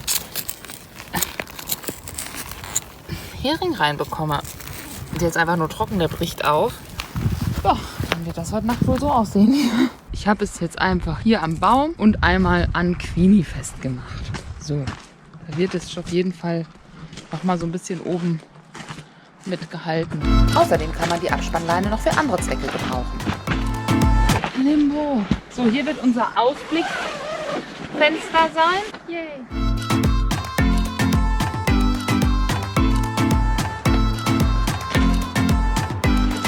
Schön. Und ich habe hier eine neue Isomatte. Schön groß auch. Ich habe die größte Größe genommen. Ist auch so eine selbst aufblasende. Ja, das macht es echt angenehmer. Zelt steht. So gibt es also doch noch ein Happy End fürs Zelten. Oder?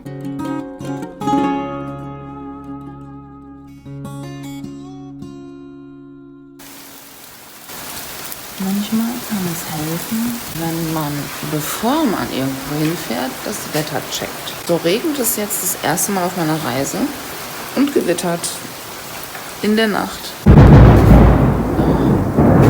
Boah, es gibt echt nicht so entspannt im Zelt. Ich habe mich jetzt hier gerade ins Bathroom zurückgezogen. Mein Zelt ist natürlich nicht richtig abgespannt, habe ich ja gestern Abend nicht machen können. Geschichten, die das Leben schreibt. Da ist so 7 Tage richtig geiles Wetter und in der Nacht vom 7. auf den 8. Tag dann sowas. Und das ist das erste Mal, dass wir zelten. Soll das ein Zeichen sein, dass ich doch lieber in Hotels bleiben sollte, diese Reise? Ich weiß es nicht. Übrigens habe ich gerade gelesen, wann ein Gewitter offiziell vorbei ist, wenn man 30 Minuten keinen Donner mehr hört. Da schlafe ich ja ein hier. Könnt ihr auch ein interessantes Video drüber machen, so Karo nachts in den Duschräumen. Was geht da so ab? Kakerlake trifft auf Regenwurm. Was geht bei den beiden? Oder wird die Jungfrau doch noch zum Wassermann? Wir fangen nochmal neu an mit den 30 Minuten. Ansonsten habe ich gerade gelesen, ich habe ja die Zeit. Wenn man im Zelt ist, bei Gewitter, soll man sich auf seine Luftmatratze, also auf irgendwas, was einen so ein bisschen vom Boden abhebt, mit den beiden Füßen nebeneinander so drauf hocken. Es will einfach nicht aufhören. Aber ich habe zum Glück noch 40% Akku. Man muss jetzt mal die positiven Dinge im Leben sehen, okay? 40% Akku. Wir sind auf Korsika. Das ist schon mal cool. Queenie ist in Ordnung. Einige Hektoliter Regen, Blitze, Donner und Tiergeschichten später kann ich dann endlich wieder in mein Zelt. Es ist maximal unentspannt. Der Wind, der bewegt mein Zelt die ganze Zeit. Und es hört sich an, als wenn hier voller Sturm geht. Ja, einen wunderschönen guten Morgen. Nach einer spannenden Nacht bin ich nun erwacht und die Entscheidung heute von diesem Campingplatz abzuhauen ist getroffen. Und ich weiß auch, dass ich mir ein Zimmer suchen werde, weil meine Haut rastet richtig aus. Seht ihr das? Die ist ganz rot über dem Auge. Sie verträgt irgendwie diese Luft nicht. Und deswegen, baue ich jetzt ab. Es ist zwar größtenteils irgendwie nass, obwohl der Wind so doll gepustet hat, aber da ist teilweise noch so Wasserlachen. Aber egal, ich baue jetzt ab. Und dann fahre ich nach Bonifacio, weil da soll es auch eine ganz, ganz schöne Altstadt geben. Aber vorher geht's noch ans Meer. Mit Socken in Sandalen über Sand ist nicht so eine gute Idee.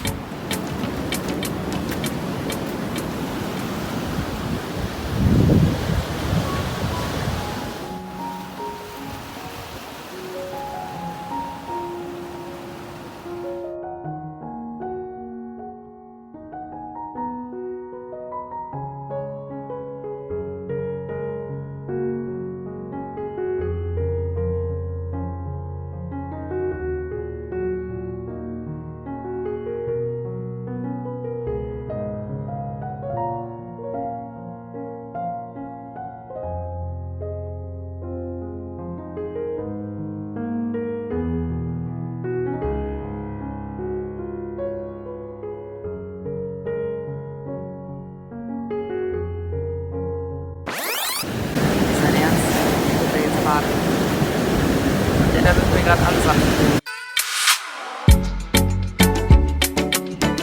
Ja, dann wollen wir mal abbauen hier, ne? Vom Winde verweht.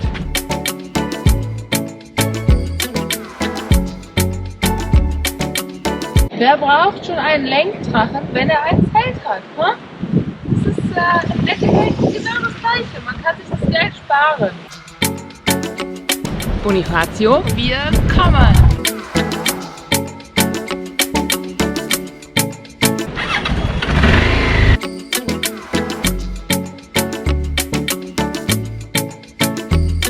Ich hätte hier eigentlich um die 20 € bezahlt. Er hat einfach mal so 17 draus gemacht. Das fand ich doch jetzt echt nett. 1 Stunde und 45 Kilometer später kommen wir in Bonifacio an. Die Stadt an der Südspitze Korsikas thront 60 Meter über dem Meer und ist bekannt für ihren vielbefahrenen Hafen. Und die auf einem Felsen gelegene mittelalterliche Zitadelle. Boah. Was für eine Festung. Die Festungsanlage liegt auf einer mehr als 70 Meter hohen Klippe, die das Meer überragt. Wirklich beeindruckend. Sie ist das Herz der Altstadt von Bonifacio und sollte zum Schutz gegen die Einfälle von Feinden aus dem Süden errichtet werden.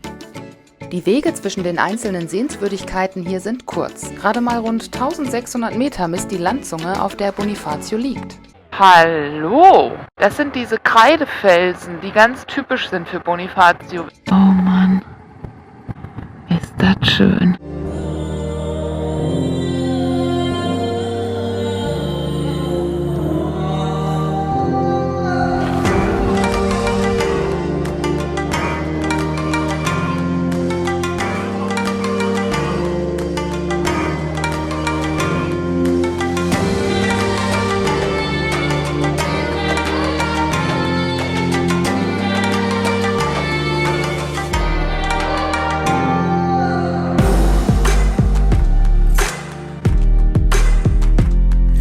Dieses Schild erinnert an den 15. Februar 1855, wo eine Holzfregatte auf dem Weg in die Krim in der Straße von Bonifacio in einen regelrechten Orkan geriet. Sie sank und alle 750 Seeleute und Soldaten kamen ums Leben.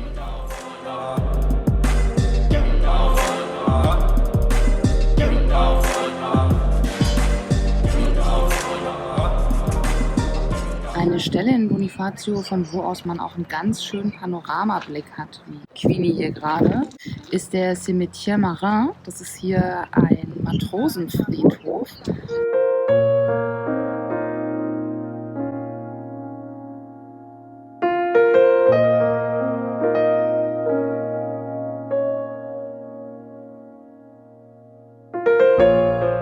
Der Cimetière Marin de Bonifacio strahlt eine andächtige Ruhe aus. Dunkle Gruften und strahlend weiße Gräber ergeben hier ein einzigartiges Bild. Die Mischung aus liebevoller Pflege und langsamem Verfall erinnert mich irgendwie an die Kostbarkeit des Lebens. Den Toten zu gedenken hilft, das Hier und Jetzt mehr wertzuschätzen. Ja, die Gräber hier sind sehr verziert und teilweise sind diese Schilder auch ganz detailmäßig. Vom Friedhof aus hat man übrigens einen super Ausblick. Bei klarem Wetter zeigen sich hier am Horizont sogar die Umrisse Sardiniens. Die italienische Insel liegt nur 12 Kilometer von hier entfernt.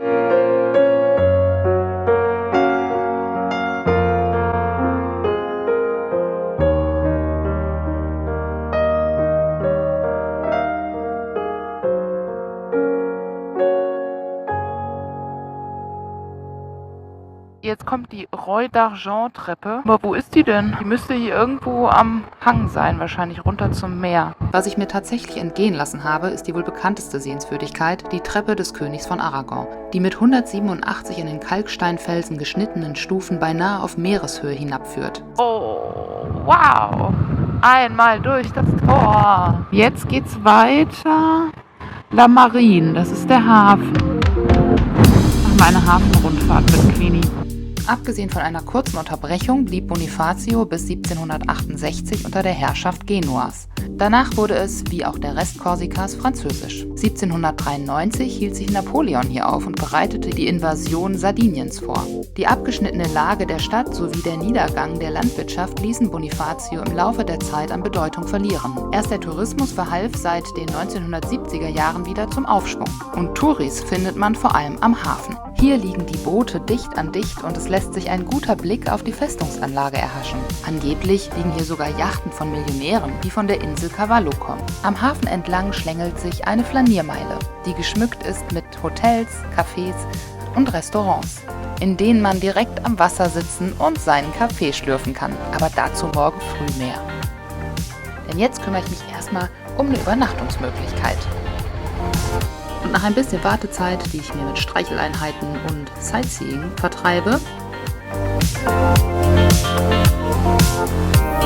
war gerade so lustig. Ich komme oben rein zur Rezeption und sie so, Bonjour, Monsieur. Ich hatte meinen Helm auf. Sie dachte, ich wäre ein Monsieur. Ja, kann man doch leicht denken, ne, wenn man so fett angezogen ist hier. Und das Witzige ist, die Franzosen, die kennen das scharfe S gar nicht. Wenn die meinen Namen, ich heiße ja mit Nachnamen Besseling und Besseling wird halt mit Doppel-S bzw. mit SZ geschrieben. Und die denken immer, das ist ein B, das scharfe S. Also Bebeling sagen die jetzt immer. Aber sie hat es jetzt gelernt. Sie sagte, aha, gut, jetzt, je sais, jetzt weiß ich's.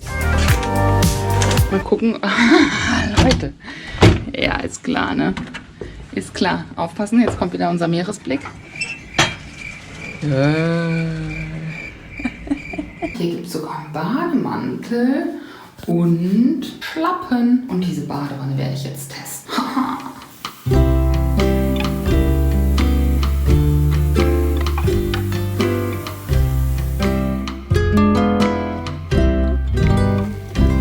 Das ist das Beste, was mir je passieren konnte nach dieser Nacht. Herrlich.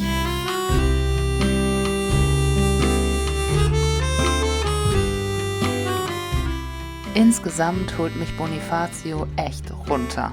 Nachdem ich die letzten Tage immer von morgens bis abends auf dem Motorrad gesessen und viele Kilometer gefahren bin, tut es jetzt mal so richtig gut, schon mittags die Stiefel auszuziehen und mal zu Fuß unterwegs zu sein. Auf jeden Fall ordentlich Steigung hier. Man kriegt hier Muckis in den Beinen.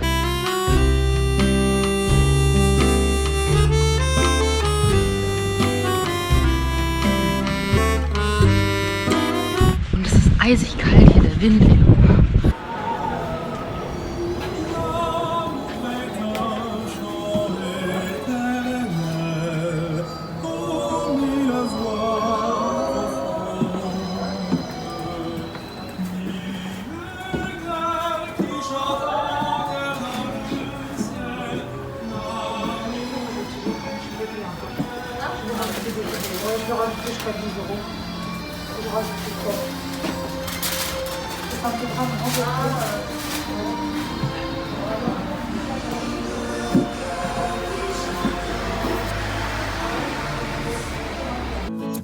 Kulinarisch kann man sich hier auch definitiv auf eine Reise begeben. Von den klassischen Teigwaren bis hin zu Meeresfrüchten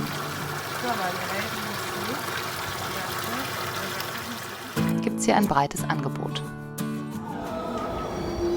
Der Abend klingt in guter YouTuber-Manier mit Datenübertragung aus. Bonne nuit et au revoir. So träume ich in dieser Nacht von tapferen Matrosen, fliegenden Zelten und all den schönen Augenblicken, die ich an diesem Tag erleben durfte. Einen Sonnenaufgang und eine Straßenüberquerung später. What a morning. Oh my God. Oh my God. Was ist das denn hier? I'm in paradise. Holy shit, man.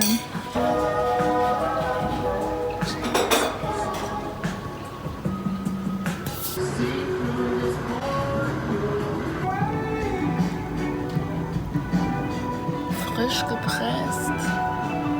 Bonifacio ist nicht nur die südlichste Stadt Frankreichs, sondern hat mit 10.000 Schiffen pro Jahr auch den am häufigsten angelaufenen Hafen Frankreichs.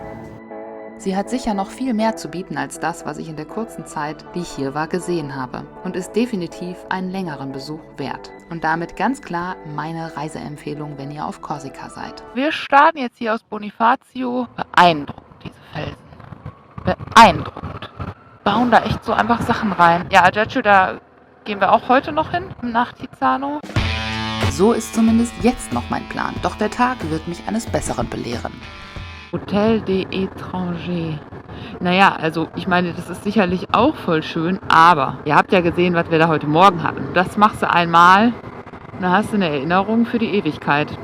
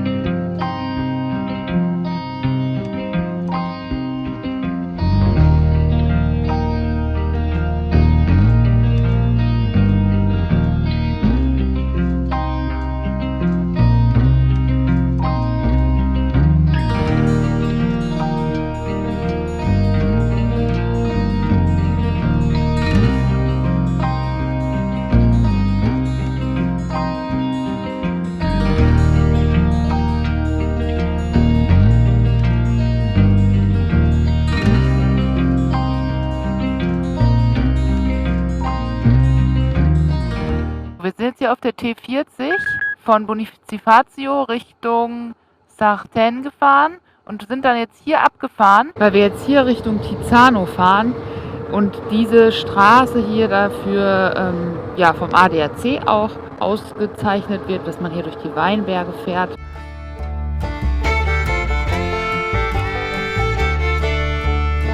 Die letzten Meter bis zum Meer nach Tizzano. Wie ihr seht, hier schlängelt sich die D48 und ich mich gerade hier auf der falschen Fahrbahnseite. Und da ist das Meer! D48, das Meer. Das ist hier schon, glaube ich, jetzt nicht unbedingt so der Touristen-Hotspot, weil es ein bisschen ab ist von so ganz großen Städten.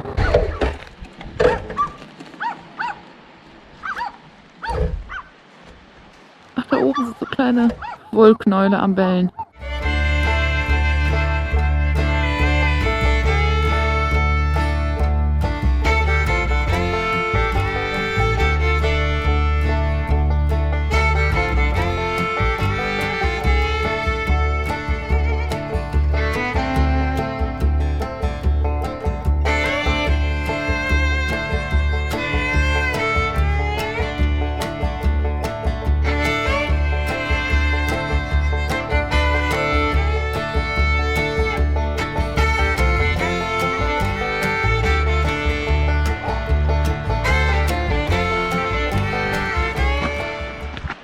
Unfassbar schön hier. Da oben wohnen sogar Leute. Haben den Blick jeden Tag.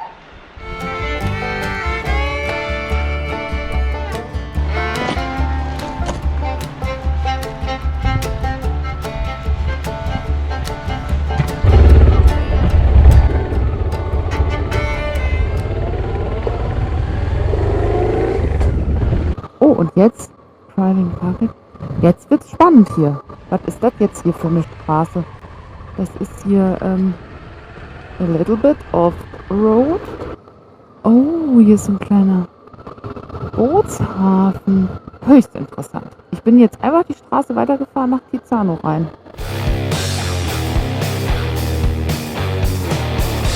Aber hier wohnt keiner mehr.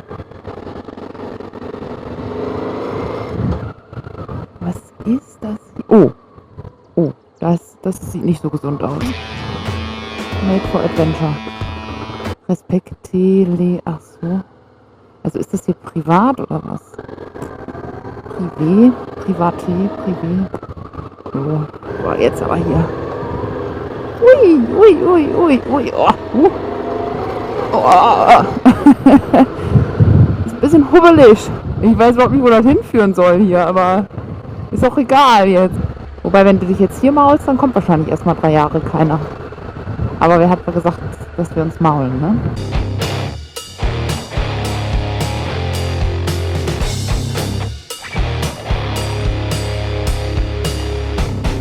Leute, irgendwas hubbelt. Ist mein Reifen platt? Nee. Ich drehe lieber um. Das ist mir jetzt zu hubbelig hier. Wenn ich jetzt einen platten Reifen kriege, dann... Nee. Gucken, was Google Maps sagt. Google Maps sagt, wir sind hier am Arsch der Welt. Die Straße hört da irgendwo auf, führt ins Nirgendwo.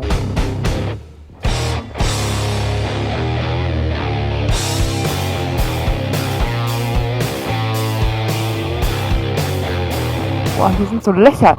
Oh, fuck. Yay! Woo! Alles einmal durchgeschüttelt.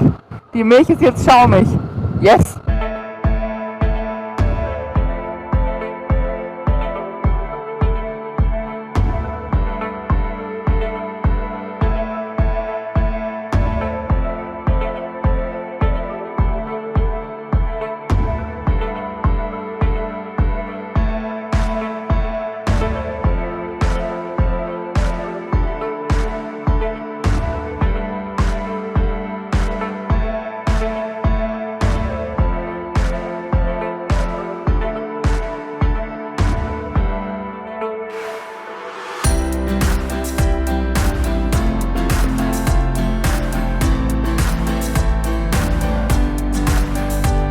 So, wir sind jetzt hier abgefahren auf die D21. Oh, hier ist echt Kurvenparadies. Kurvenparadies, Felsenparadies.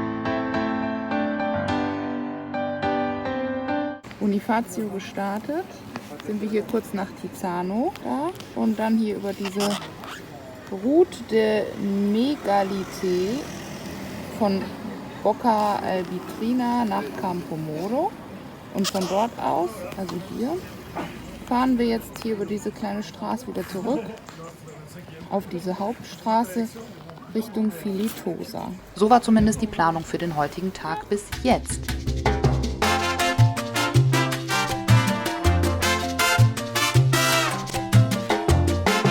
Immer noch in Campomoro und bekannt ist dieser Ort auch für den Genuesenturm, der da oben auf dem Berg steht. Hier seht ihr. Ja, hier kann man, glaube ich, sehr entspannt Urlaub machen, weil das hier nicht so touristisch überlaufen ist. Und der Sandstrand, boah, ja, ihr seht es ja, der ist echt Boah, der sieht traumhaft aus. Es ist echt ruhig hier. Voll schön.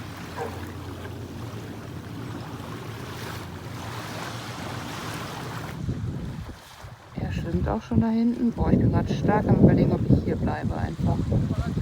Sieht so toll aus hier. Und so steige ich kurzerhand wieder aufs Motorrad und fahre nicht nach Ajaccio, sondern entschließe mich, jetzt schon hier auf Hotelsuche zu gehen. Denn ich will unbedingt in diesem Meer hier schwimmen.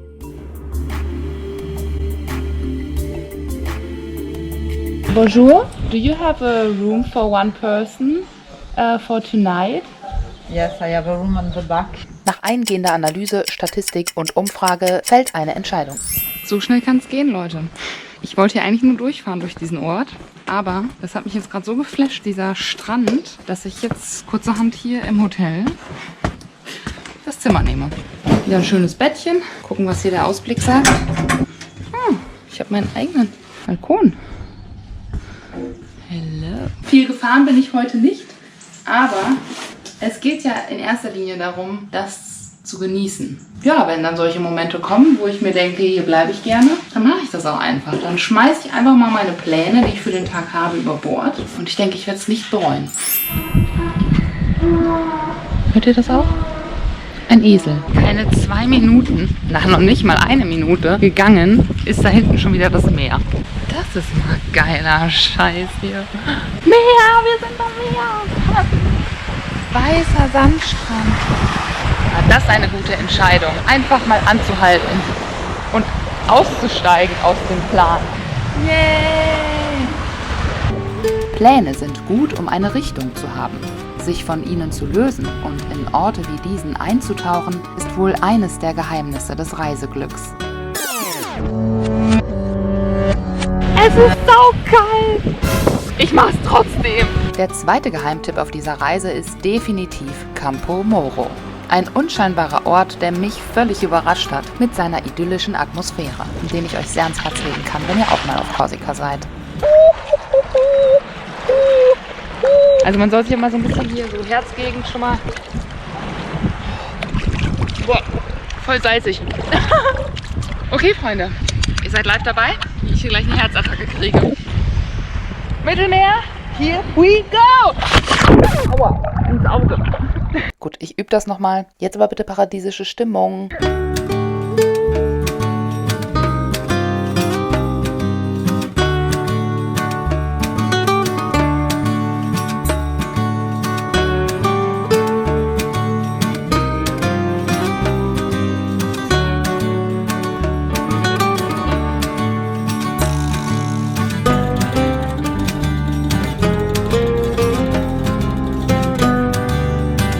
Ich frage mich gerade, was für Fische hier so schwimmen, so auch so größere. Da bin ich ja ein bisschen Schisser, ne? Irgendwie so Haie.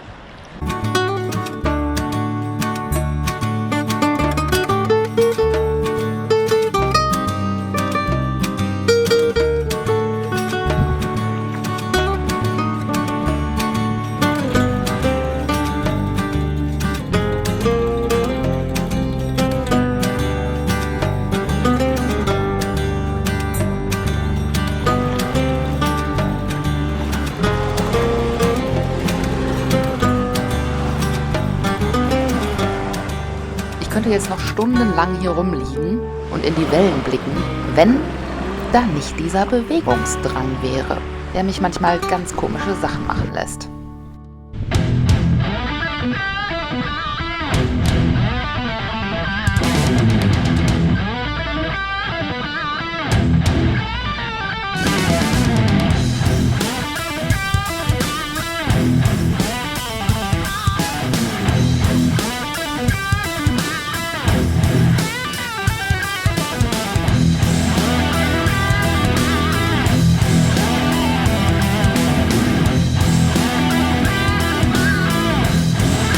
Okay, genug rumgeturnt.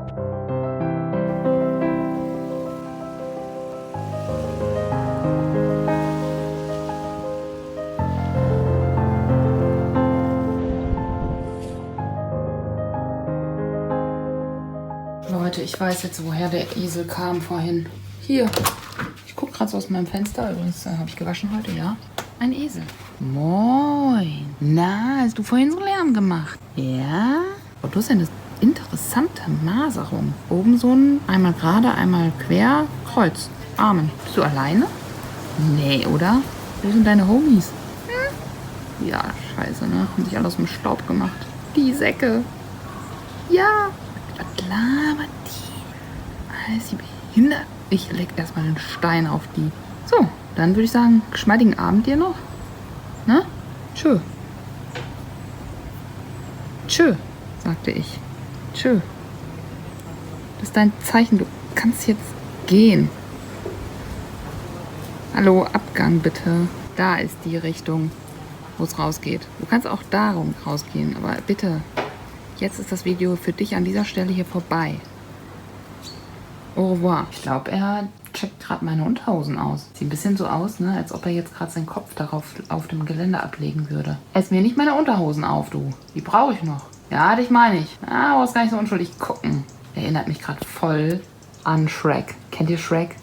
Ah, da geht er auch schon. Das war jetzt das Stichwort. Ach so, nee, doch nicht. Oh, den kann man sogar streicheln. Das fand er, glaube ich, gut. Guck mal, was er macht. Das war sein schönstes Lächeln. Boah, ey, sorry, dass jetzt hier meine Unterhosen so drin. Das soll gar nicht. Bitte. Esel, du nötigst mich gerade hier zu Dingen. Hat er gerade einmal iat und da ist meine Unterhose runtergefallen. Vor lauter Schreck. So, widmen wir uns wieder den ernsteren Themen des Lebens, nämlich dieser Sehenswürdigkeit, dem Genueser-Turm. Er wurde 1586 errichtet und ist der größte Wachturm aus genuesischer Zeit. Den Weg dahin säumt unter anderem dieser Steg, an dem Fischerboote anlegen, in denen vor allem Aale und Langusten gefangen werden. Los geht's! Der Weg zum Turm hin ist allerdings steil und steinig. Wo jetzt lang? Da oder da? Ah, hier steht was. Ja. Yeah. Ich glaube, wir gehen mal da lang. Oh, schön hier. So, wieder ein Schild, was ich nicht lesen kann. Einer ist auch Franzose in der Community. Jetzt mal hier, bitteschön. Le jardin de la tour vous attend. Il vient à votre rencontre pour vous faire visiter son domaine. War jetzt wahrscheinlich voll scheiße. Hier mal zwischendurch einen kleinen Blick aufs Meer erhaschen. Okay, weiter geht's. Ich heute eigentlich so zu mir selbst. Caro, heute gehst du joggen. Ich gehe hier die Treppen hoch. Das war's mit meinem Joggen. Reicht erstmal für die nächsten 3 Tage mit Sport wieder. Boah, endlich, da ist er. Wir sind da. Bonjour.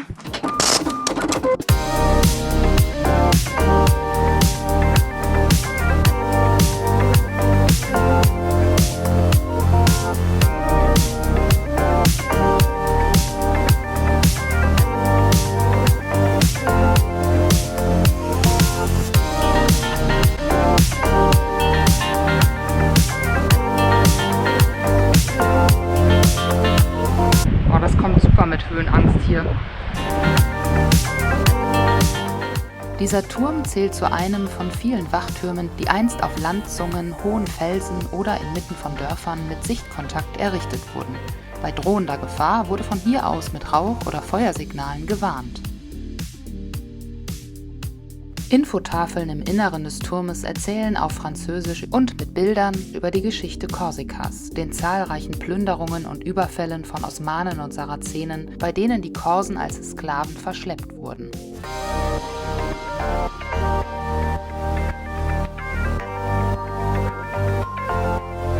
Von dort kommen wir.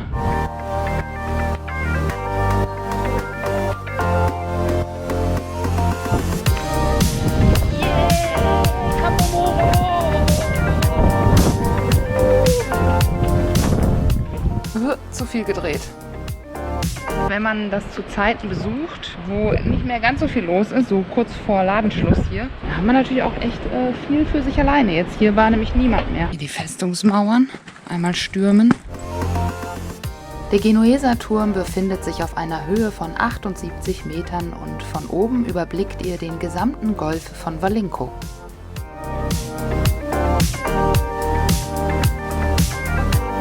Wir befinden uns wieder auf Wir befinden uns wieder auf ultimativer Grenzgängertour. Auch zeitlich gesehen, weil ich muss jetzt gehen. Oh. Das war knapp. Fast hätte ich da übernachten müssen. Krass, checkt mal diesen Baum aus hier. Der ist aber sowas vom Winde verweht. Der ist am Hang hier, da ist das Meer. Und dann kommt quasi immer der Wind und bläst quasi die ganzen Zapfen, die da alle sind. Also alle kleinen Tannendinger sind alle ab hier an der Seite. Die wachsen nur nach dahin. Was die Natur alles so macht. Irgendwie sieht das hier nicht so aus, wie als wir hingelaufen sind, oder? Ich gehe jetzt einfach mal weiter. Auf die Gefahr hin, dass ich hier gleich im Dunkeln rumlaufe. Nee, hier waren wir nicht, oder? Nein, das ist falsch hier. Oh Mann. Ich will wieder zurück. Das ist jetzt echt doof. Nee, also das ist jetzt aber echt... Das wird mir hier zu bunt. Hä? Ja. Ich zeige euch nun unfreiwillig diese Felsenlandschaft. Gut, verlaufen. Definitiv. Hier ist nicht die Stadt. Ich gehe wieder zurück und hoffe, dass ich noch vorm Dunkeln wieder da bin. Scheiße, Mann. Gut, dass das auch gar nicht anstrengend ist, hier schnell zu sein.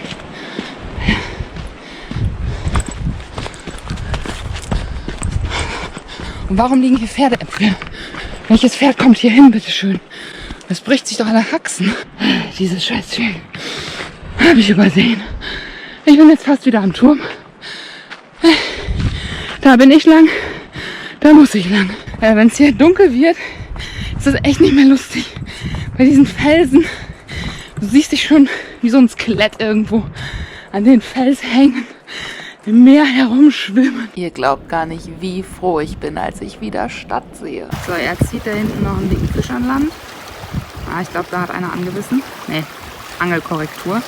Mit diesem wunderschönen Ausblick verabschiede ich mich an diesem Reisetag von euch und wir sehen uns morgen wieder. Schlaft gut!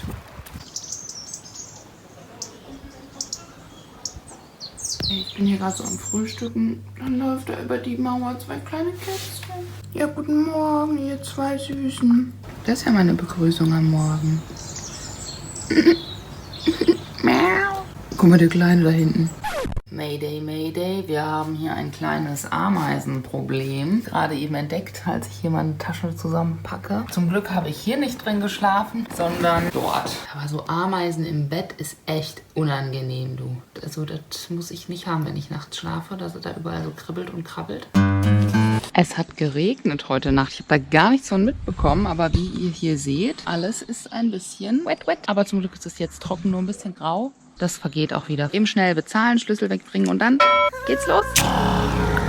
Tschüss, schönes Campo Moro. Du bist wirklich ein toller Ort. Oh, riecht sehr gut.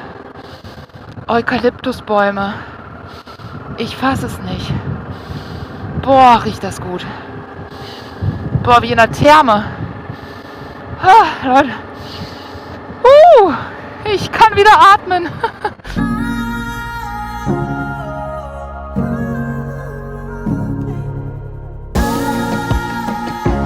Ich fahre hier gerade die Straße entlang, steht da ein Mann am Rand mit so einem fetten Gewehr über die Schulter. Guckt in den Abgrund, ich habe keine Ahnung, der hat wahrscheinlich irgendein Tier gesucht oder so, was hier vielleicht angefahren wurde. Das war jetzt ein bisschen spooky. Naja, jetzt bin ich auf jeden Fall doppelt wach. Hier noch so ein Hundi. Ich glaube, die sind hier gerade echt auf Jagd. Nach was auch immer.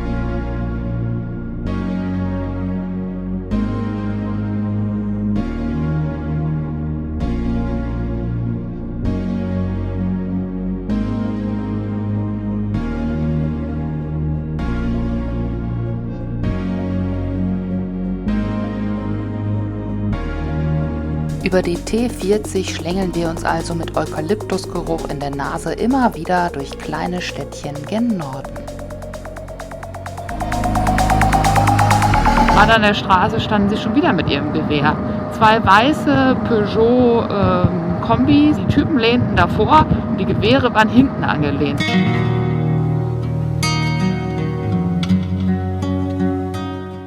Obwohl heute Samstag ist, scheint die Gegend hier wie leergefegt und verlassen.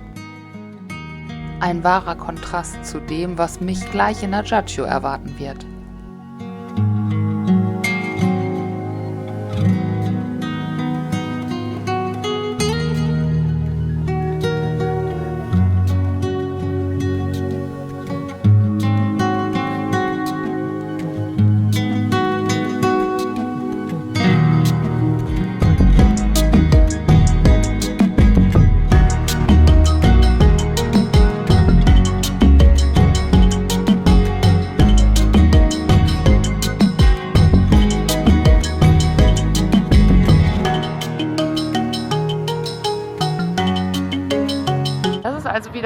Altstadt hier, ganz klar. Wir fahren jetzt hier noch ein bisschen weiter zur Zitadelle, gucken uns da so ein paar Sehenswürdigkeiten an, aber dann fahre ich auch ganz schnell hier wieder raus, weil das ist mir hier viel zu viel Stadt und Gewusel und so.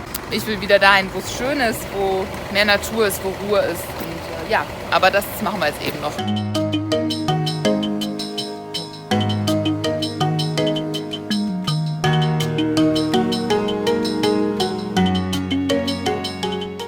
Ajaccio ist mit 71.361 Einwohnern die Hauptstadt Korsikas und verfügt über den größten Flughafen der Insel.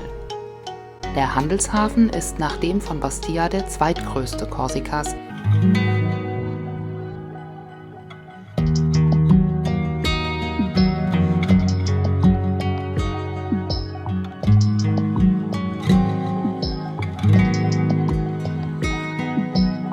Da ist jetzt so ein bisschen Altstadt, wie man sieht. Und hier sieht man dann mal, ich habe Vorfahrt, genau, das sieht man auch. Da, hier Altstadt. Von da aus dahin schauen, wenn man hier wohnt. Sehr schön, oder? Wow.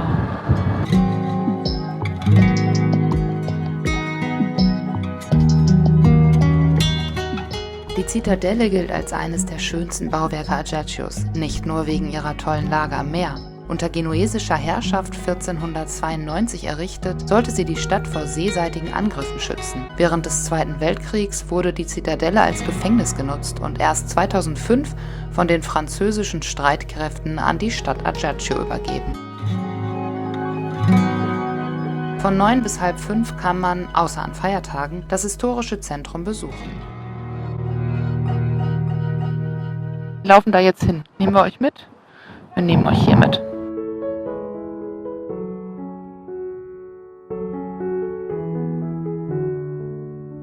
In der Hafenstadt Ajaccio wurde 1769 der französische Eroberer Napoleon Bonaparte geboren, dem zu Ehren am Place du Maréchal Foch ein Denkmal auf einem Löwenbrunnen errichtet wurde.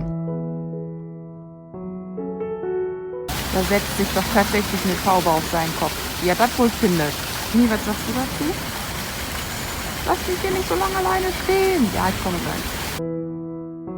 In weißen Marmor gehauen wacht der römische Imperator hier über den von Platanen umstandenen Platz. Ich möchte nach Porto. Da, wir sind jetzt hier. Das heißt, wir fahren hier an der Küste entlang. Noch einmal der Hafen von Ajaccio. Wunderschön mit der Berge im Hintergrund. Und der Himmel ist auch schon wieder blau. Ich weiß nicht, warum wir haben so ein Glück, aber ich habe nichts dagegen.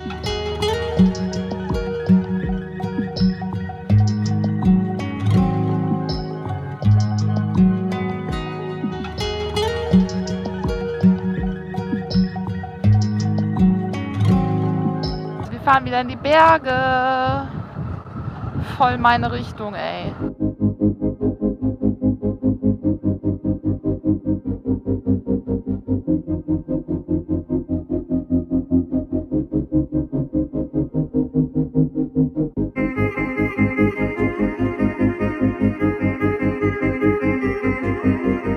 Wir steigen wieder in die Höhe von Ajaccio aus.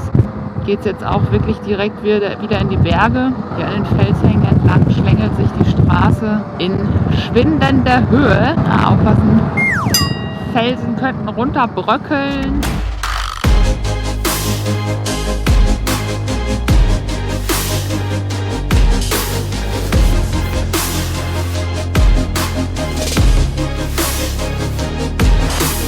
Paraglider am Start. Und wir sind hier am Start.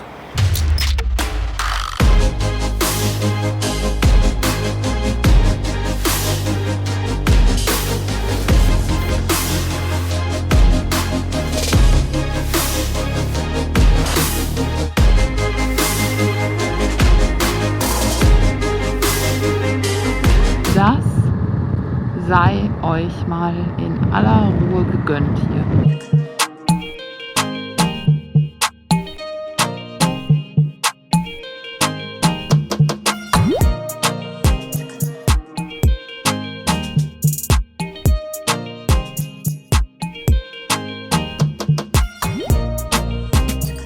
Man blinkte mir gerade ganz aufmerksam, als man mir entgegenkam mit dem Bulli. Und jetzt weiß ich auch, warum. Ziegen. Moin. Na? Alles fresh bei dir? Ach Mensch, Leute, ihr habt aber ein entspanntes Leben hier, oder? Oh, noch mehr. Das ist ja eine ganze Herde. Auch schon die Straße voll geköttelt. Also ganz ehrlich, benehmt euch mal. Stellt euch mal vor, ich würde das machen. Meine Güte, das hört ja gar nicht mehr auf. Der ist schon eingeschlafen? Hier ist aber echt Belagerung. Dürfte ich bitte? Das ist total nett. Dankeschön. Danke, danke, danke. Was hier auch sehr angesagt zu sein scheint, ist, in Straßenschilder Löcher zu schießen. Das habe ich jetzt hier schon mehrfach gesehen. Vielleicht war der Typ auch deswegen mit dem Gewehr unterwegs. Auf der Jagd nach Straßenschildern, die er durchschießen kann. Ist auf jeden Fall hier häufiger so, dass die Straßenschilder einfach mal so ein paar Einschusslöcher haben. Später erfahre ich, die Schüsse sind Überbleibsel aus einer Zeit, in der hier mit Waffen und Bomben die Unabhängigkeit von Frankreich erzwungen werden sollte. So sind teils auch französische Ortsnamen auf Schildern übermalt. Direkt vor der italienischen Küste gelegen, gehörte Korsika lange Zeit zur Republik Genua. Doch die Korsen wollten nicht, dass jemand über sie herrscht, sondern wünschten sich einen autonomen Inselstaat. 1755 gaben sich die Korsen eine eigene Verfassung, doch schon 14 Jahre später war es wieder vorbei mit der Unabhängigkeit. Frankreich kaufte Genua die Insel ab und überrannte die kleine korsische Armee.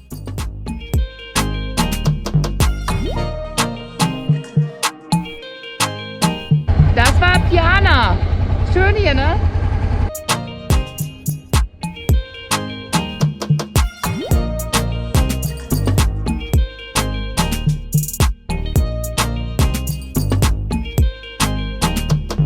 Und diese Felsen, die wir gerade von weit weg gesehen haben, da fahren wir jetzt einfach durch. Boah, ey, was gibt es eigentlich auf dieser Insel nicht? Hier kommt immer mehr von Sachen, wo ich irgendwie denke so, okay, das also auch noch? Wow, boah, Alter. Und überall so kleine Buchten und Felsen. Oh, da ist jemand gestorben, oder? Da sind so ganz viele Blumen am Rand. Das sieht aus wie ein Indianerkopf.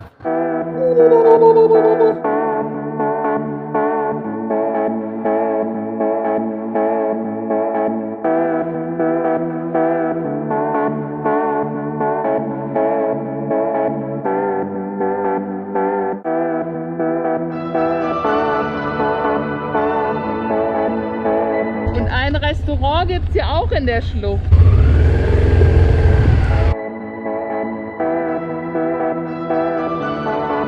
So fahre ich auf dieser eindrucksvollen Straße immer weiter Richtung Porto. Porto liegt zwischen Ajaccio und Calvi und ist umgeben vom Dörfchen Piana, einem Naturpark sowie der wilden Halbinsel La Scandola. Der kleine Ort mit rund 600 Einwohnern gehört zur Gemeinde Ota und wurde von der UNESCO zum Weltnaturerbe erklärt.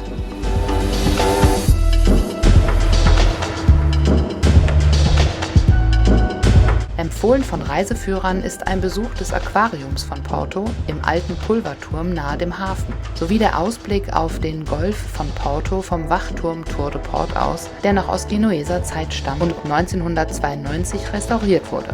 Entlang des Hafens reihen sich Hotels und Restaurants harmonisch aneinander und über eine Fußgängerbrücke gelangt man zum 500 Meter breiten Kiesstrand von Porto. Eigentlich wollte ich mir hier ein Hotel suchen und die Nacht bleiben, aber wir haben es gerade mal 2 Uhr und mein Herz möchte noch ein bisschen Motorrad fahren und hier noch weiter an der Küste entlang düsen. Das Wetter spielt ja auch mit und deswegen machen wir das jetzt auch. Wir schlängeln uns weiter hoch Richtung Calvi und es geht atemberaubend weiter hier an diesen Felshängen, die einem beim Fahren der Kurve schon manchmal fast den Spiegel weghauen. Also es ist echt abenteuerlich, diese Route an dieser Seite der Küste entlang. Wow. Es ist so gefährlich, ne? Hier schon wieder. Bin um die Kurve gefahren. Kleine Kühe. Oh. Aber die gehen schon zur Seite. Gerade ist mir ein Afrika-Twin-Fahrer entgegengekommen. Wir sind zueinander vorbeigefahren und haben uns so gegrüßt und dann einfach so durch die Helmvisiere ins Auge geguckt und wir haben einfach beide so richtig gegrinst und gelacht. Tut so gut einfach, wenn du so Verbündete im Herzen hast. So jemand, der dir wohlwollend entgegenlächelt mit so einem lieben Gesichtsausdruck. Auch nochmal eine Kuh hier. Ja, das ist einfach eine total schöne Begegnung. Das nehme ich jetzt einfach mit für die nächsten Kilometer. Dieses Lächeln von ihm. Selber Spirit irgendwie. Das begleitet mich jetzt gerade einfach. Und zaubert mir hier noch eine schöne Erinnerung für die nächsten Kilometer. Du redest ja nicht, du hältst ja nicht an und tauschst dich aus. Es ist einfach ungesagt und dennoch alles verstanden und gesagt.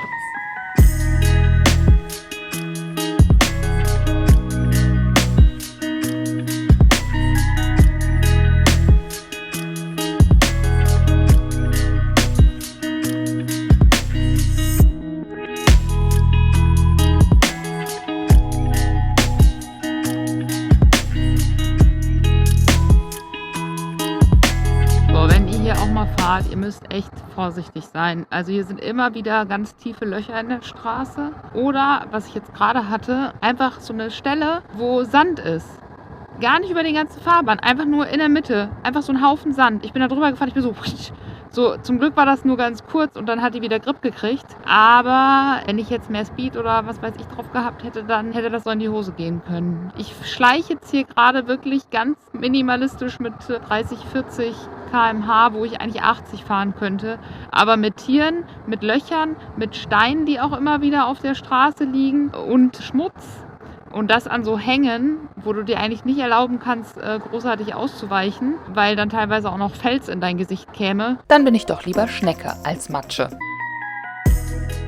Was mir übrigens auch fast ins Auge fällt, sind diese extrem tief hängenden Stromkabel.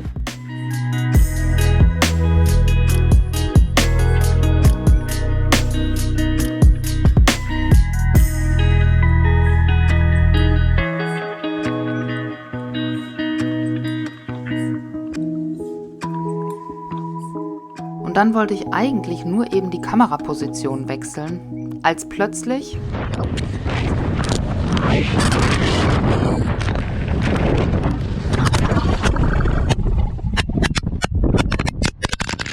das passiert.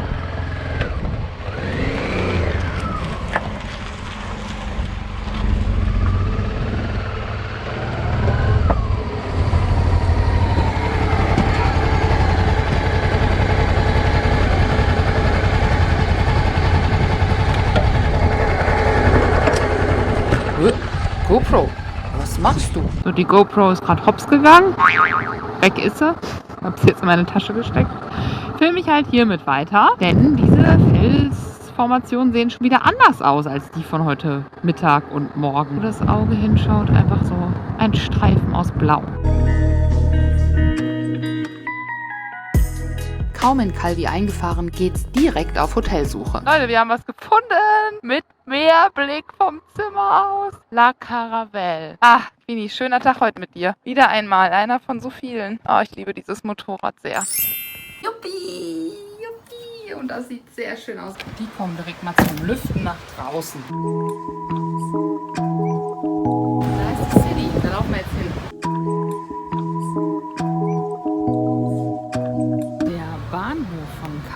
Genau dort zu sehen mit den Bergen im Hintergrund. Ist gerade ein Zug eingefahren. Calvi ist mit 5400 Einwohnern eher beschaulich und zählt dennoch zu den meistbesuchtesten Städten Korsikas. Die kopfsteingepflasterten Straßen der Altstadt sind gesäumt von kleinen Lädchen und mit allerhand Tori, Krimskrams und Deko tralala.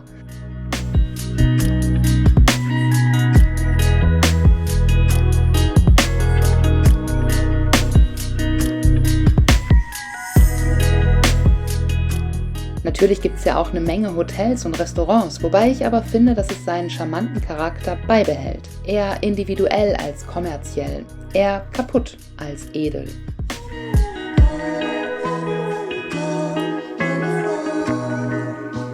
Das sind hier so die kleinen Seitengassen. Aber ich finde, das hat echt Charme hier, ne? Bibliothek, eine alte Bibliothek. Der Mond geht auch schon langsam wieder auf da hinten. Da gehen wir jetzt die Pizza essen, ha? Die Promenade am malerischen Yacht- und Fährhafen säumen Restaurants und Cafés.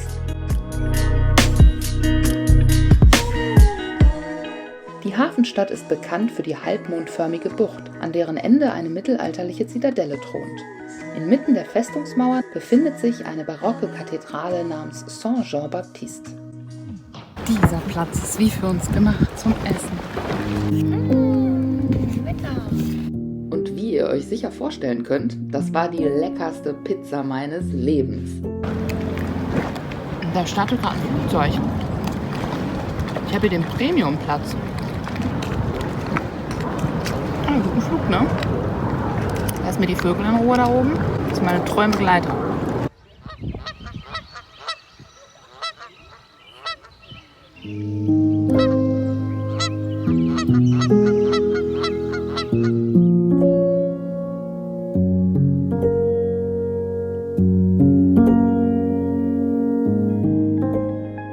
Die Bucht von Calvi ist mit ihrem 5 Kilometer langen, flach abfallenden Sandstrand eine gute Gelegenheit für einen romantischen Spaziergang.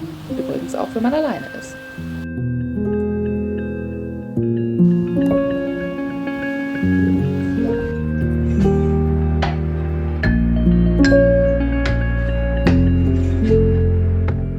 Von romantischen Strandspaziergängen jetzt nochmal zurück zu einem mega unromantischen, eklig klebenden, nassen Zelt.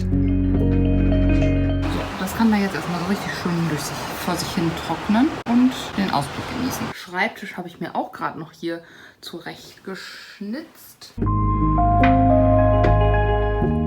So zieht die Nacht herein und tunkt Calvi wieder in ein neues Licht.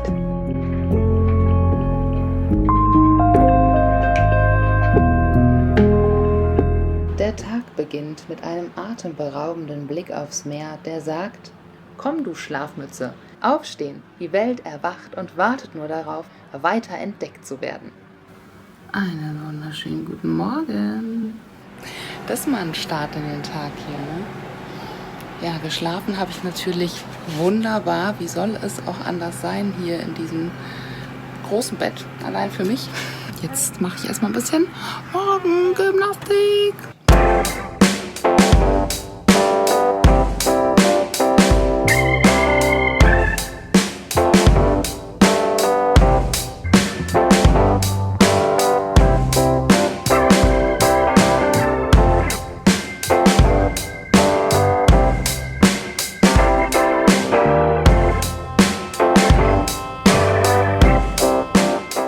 Bevor es nach einem ausgiebigen Frühstück wieder aufs Bike geht, will die Kamera noch verarztet werden. Jetzt müssen wir mal schauen, dass wir das hier irgendwie miteinander verbunden bekommen, weil der Stab, der da so durchgeht, der ist halt jetzt weg.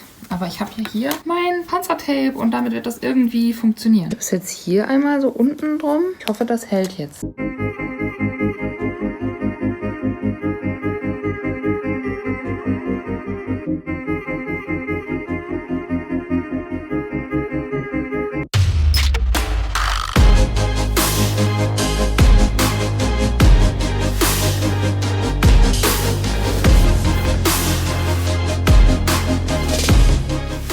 Vor der Zitadelle in Calvi thront diese bronzene Männerbüste auf einem steinernen Schiffsrumpf.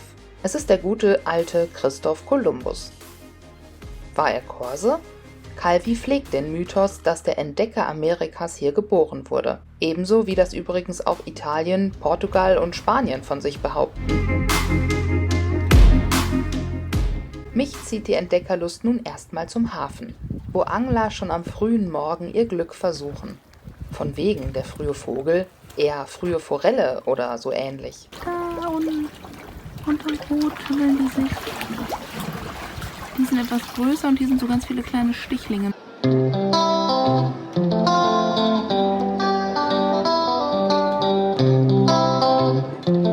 So, was möchten Sie denn nehmen? Das Motorrad oder das Boot? 1, 2, 3. Letzte Chance vorbei. Natürlich, Queenie. Wie könnte ich ohne dich?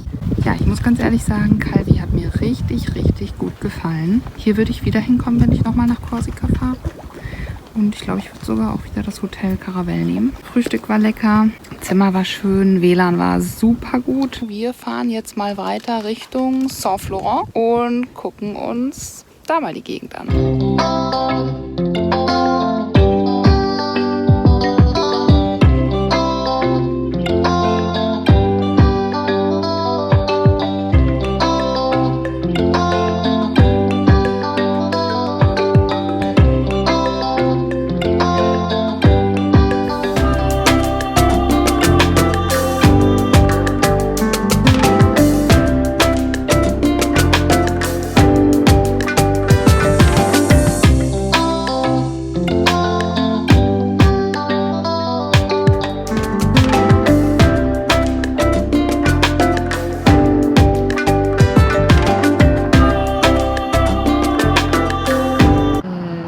Jetzt los? Casino Drive. Irgendwas ist das.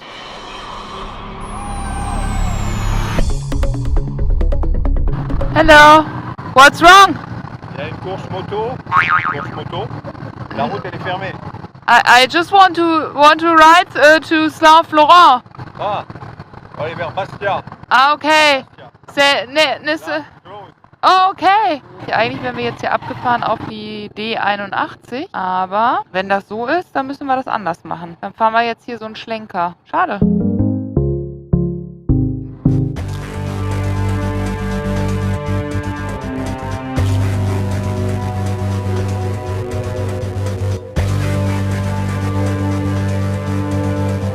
Hier in den Bergen ist es ganz schön frisch da. Ich ziehe mir erstmal was über.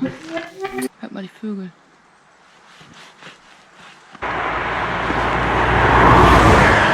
Okay, die Autofahrer versauen es ein bisschen hier, den schönen Sound.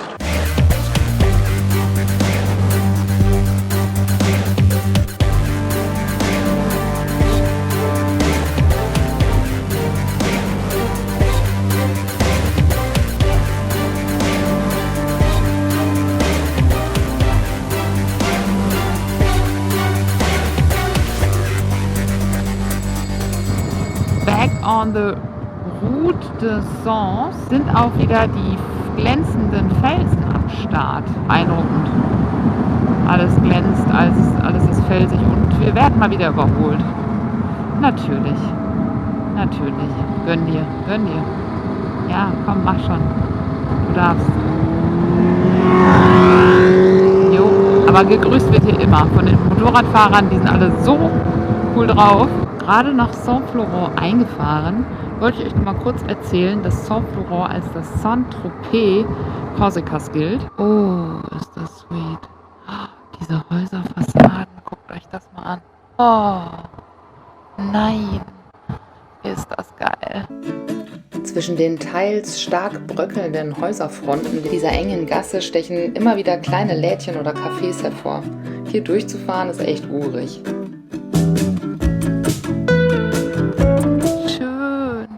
Saint-Florent liegt kurz vom Cap Corse und ist die Hauptstadt der Region Nebbio. Auf der einen Seite der Uferpromenade dümpeln hier kleine Segelboote und haushohe Luxusjachten nebeneinander vor sich her. Während auf der anderen Seite Restaurants, Bars und Cafés zum Verweilen einladen und sicher einen schönen Ausblick auf den Hafen bieten. Hier kann man den Leuten auf den Teller gucken.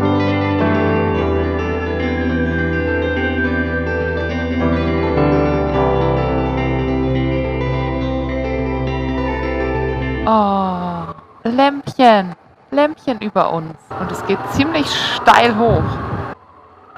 Wow. Ja, nice. Oh, Gegenverkehr. Damn. Sorry. Er lacht. Sehr gut. Er musste voll in die Eisen gehen. Oh, Jesus Maria, ey. Wir fahren hier voll crossmäßig. Machen wir jetzt hier Einheit.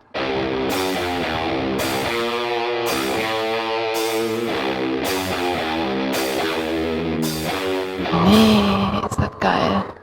Ja, buongiorno. Saint-Florent. Top. Lohnt sich. Was für ein Ort hier.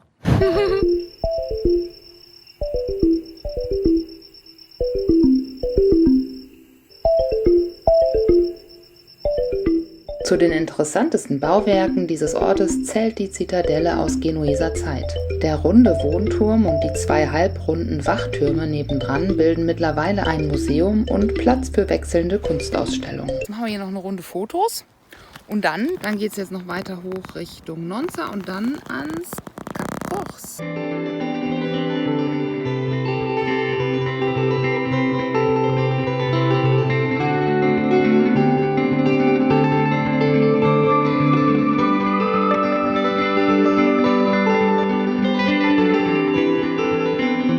Oh, jetzt fahren wir hier wirklich in diesen Felsen quasi drin und haben nach dahin den Ausblick. Im Gegensatz zu gestern sind die hier eben weißer und so glitzernd, die Felsen. Gestern war ja alles so rot-orange.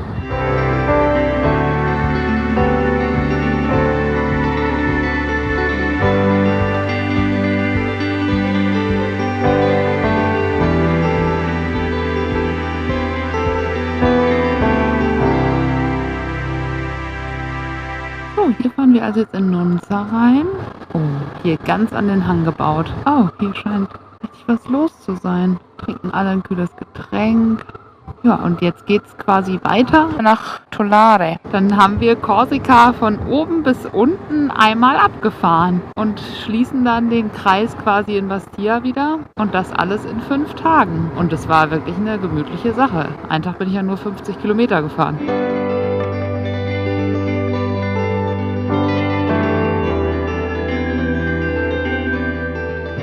Respekt an alle, die hier mit dem Rad rumfahren. Hey, du musst echt trainiert sein, ansonsten schmierst du hier voll ab. Und vor allem musst du super mutig sein, weil auf diesen engen Straßen hier übersieht dich einfach mal ein Auto sehr schnell. Bin gerade um so eine Kurve gefahren, auf einmal fährt dann ein Auto rückwärts auf meiner Spur und ich denke nur so, okay, gut, dass ich so langsam bin. Ansonsten wäre jetzt mein Vorderrad in deiner Rückfahrkamera. Bisschen was haben wir noch. Bis zum Cap Corse da ganz am Ende. Und zwischendurch fährt man immer mal wieder durch so ganz kleine Orte. Und dann ist da meistens so ein Restaurant oder so eine Bar, wo dann auch oft ein paar Leute sitzen.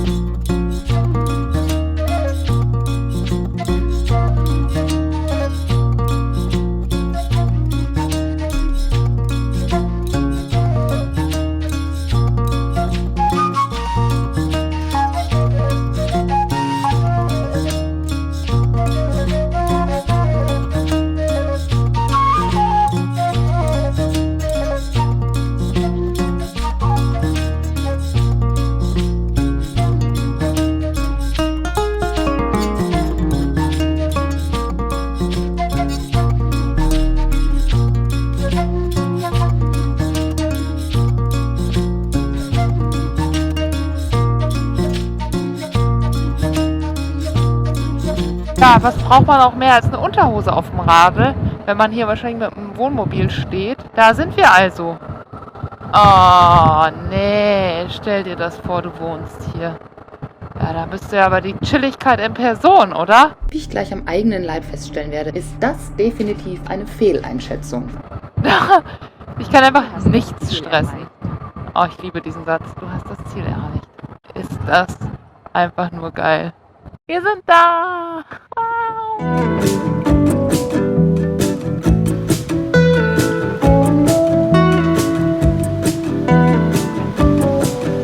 Ich wurde gerade auch schon ganz harsch angesprochen von einer Frau. Die sagte mir, ich hoffe, du hast hier meine Hunde nicht gefilmt, denn das ist mein Leben.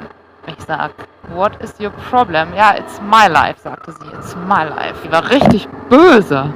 Vielleicht sollte ich noch erwähnen, dass ihre Hunde sich gerade fortpflanzten, als ich eine Story filmte, derer sie Teil waren. Auch Hunde wollen Privatsphäre und das soll ja hier auch kein Porno werden. Die Story werde ich euch dennoch nicht vorenthalten, allerdings jetzt in zensierter Form. Da sind wir also in Tolare, am nördlichsten Punkt auf Korsika.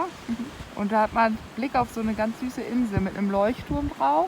Also das war mir jetzt echt so bescheuert. Die war ja richtig in Rage.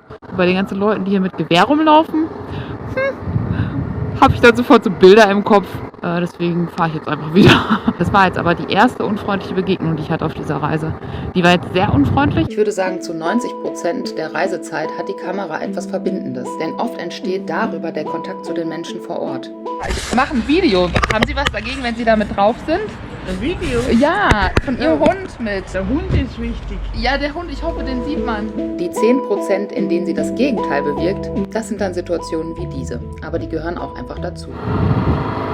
Unvorstellbar hier zu wohnen, finde ich. Irgendwie völlige Ausnahmesituation. Vor allem überleg mal, da ist ja direkt, da kommt nichts mehr, ne? Da darfst du dir das nicht erlauben, jetzt ins Schwanken zu kommen. Oh mein Gott, oh mein Gott.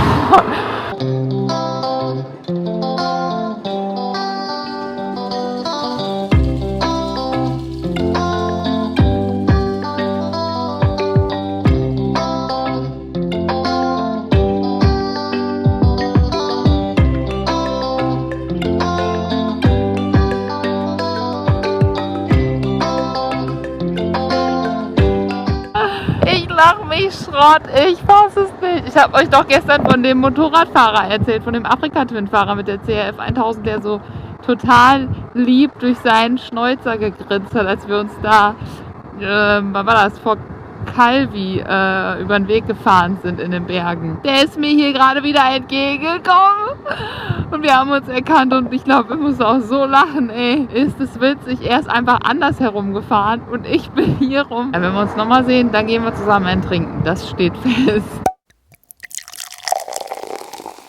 Angekommen in dem Hotel, wo ich auch war, als ich in Bastia mit der Fähre am Abend angekommen bin. Und diesmal habe ich sogar ein Zimmer mit Blick nicht auf die nächste Häuserwand direkt, sondern auf den Platz. Queenie steht hier unten. Da ist direkt der Hafen. So, ich sage dann mal gute Nacht und bis morgen.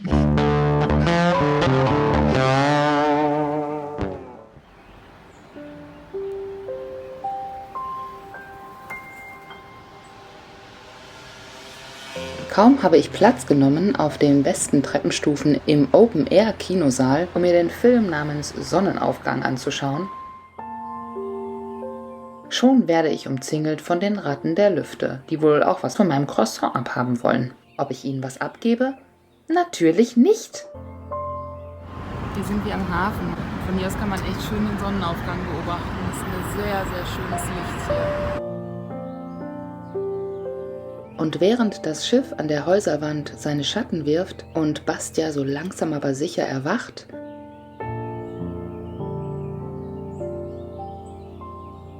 so ein letzter Blick, dann verschwindet die Fähre da hinten und die Sonne ist dann auch mal so richtig aufgegangen.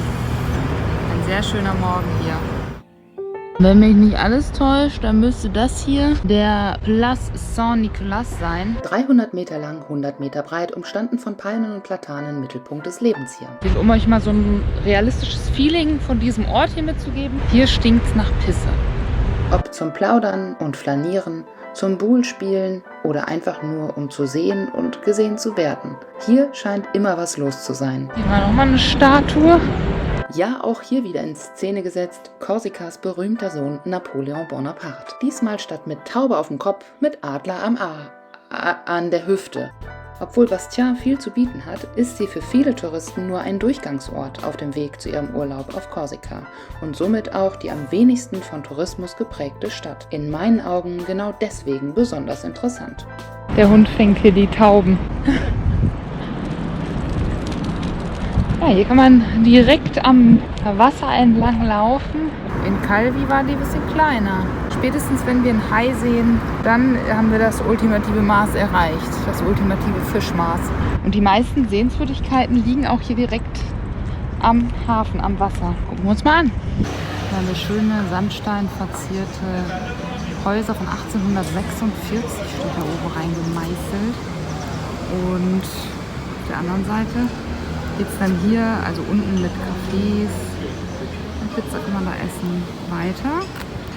Und der Blick auf die Weiten des Meeres und die Sardinienfähre begleitet einen. Da wird gebaut, da oben.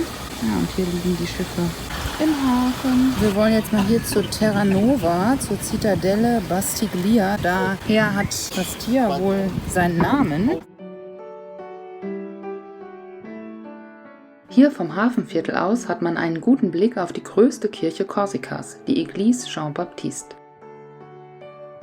Sie ragt mit ihren 2 mächtigen Glockentürmen weit aus dem übrigen Häusermeer hervor und ist in ihrem Innern mit zahlreichen Kunstwerken verziert.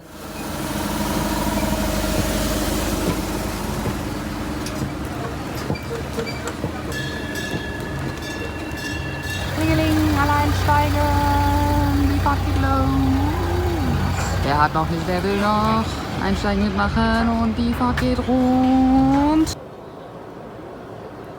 Das sind hier so die Häuserwände und die schmalen Gässchen dazwischen sind gefüllt mit Wendeltreppen. Ja, also wenn du es damit in den Knien hast, hast du ein Problem. Kommst du nicht mehr in dein Haus. Oder wenn du einen Rollstuhl brauchst, Barrierefreiheit sieht anders aus.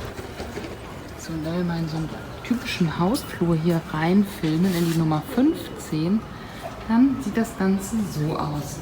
Also den hängenden Stromkabeln bleiben sie sich treu hier auf Korsika. Hier am Hafen, wo es nicht mehr weitergeht. Das ist übrigens keine Aufforderung an dieser Stelle, das Mittelmeer leer zu saufen, sondern ein Hinweisschild darauf, dass hier alle Fahrzeuge Fahrverbot haben, außer Fahrräder. Sauf heißt nämlich außer. Wir wollen uns aber jetzt mal hier die Terranova anschauen. Oh, du läufst hier so und auf einmal so, toter Vogel. Okay, mir wird schlecht. Toter Vogel. Andere Gedanken. Blauer Elefant. Boah, es hört gar nicht mehr auf mit dem Steilsein. Der schönste Weg zur Zitadelle führt über eine Treppe vom Jardin Romieux. Der Garten Romieux ist eine grüne Oase zwischen dem Zitadellenviertel und dem alten Hafen. Und wir haben einen Blick aufs Meer. Meer, Meer. Wow. Meine Damen und Herren, treten Sie ein in eine der bekanntesten Sehenswürdigkeiten von Bastia. Terranova, c'est ici. Dem Zitadellenviertel, auch Terranova genannt. Es ist eine Festungsstadt mit Bars und Cafés in vielen schmalen Gassen, Treppen und Wegen, umgeben von dicken Mauern. Und da haben sie hier schön am Balkon die Wäsche rausgehängt, wie das hier auch so Sitte ist. Ne? Wenn man sich hier teilweise die Fassaden anguckt, da leben die Vögel. Und dann daneben wiederum die Häuser, die schon fertig gemacht sind. Ich würde jetzt mal schätzen, so 50-50 Bruchbude schick gemacht. Das erinnert mich jetzt so ein bisschen an die Bühne von einem Theater. So. Dahinter könnten dann die Schauspieler sein, die dann da irgendwas darstellen. Sie sehen ein Stück aus Shakespeares Feder, viel Baustellenlärm um nichts. Bastia ist mit 43.500 Einwohnern nach Ajaccio die zweitgrößte Stadt Korsikas. Mit dem größten Hafen zählt sie auch zu einem der beiden wichtigsten wirtschaftlichen Zentren der Insel.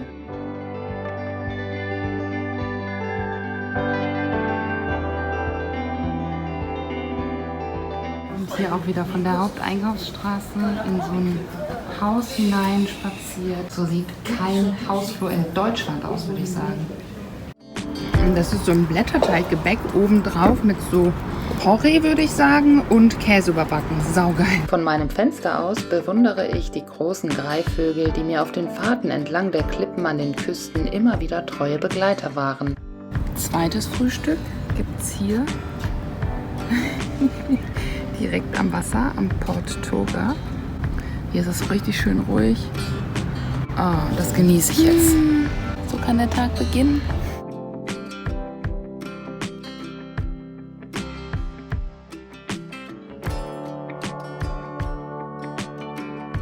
Eine wunderschöne guten Morgen allerseits. Kurz vor 7. Wir sind hier nun auf dem Weg zu unserer Fähre, die um 8 Uhr geht. Bonjour! Dann eben den Impfnachweis zeigen. Und jetzt das Ticket. Ui.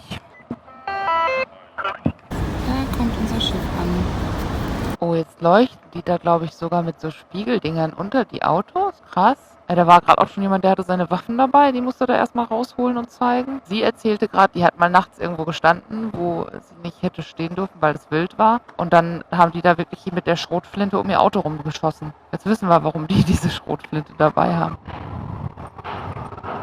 Okay, unten rum. Alter, ich finde das doch nie wieder. Hier ist voll die Aufregung.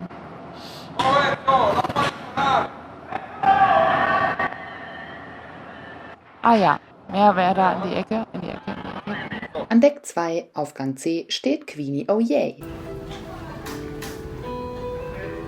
Bester Start in den Tag, der Sonne beim Aufgehen zuschauen. Und als dann die Sonne komplett aufgegangen ist, rollen die Schiffsmotoren an und es kommt Bewegung ins Wasser. Tschüss, Bastia.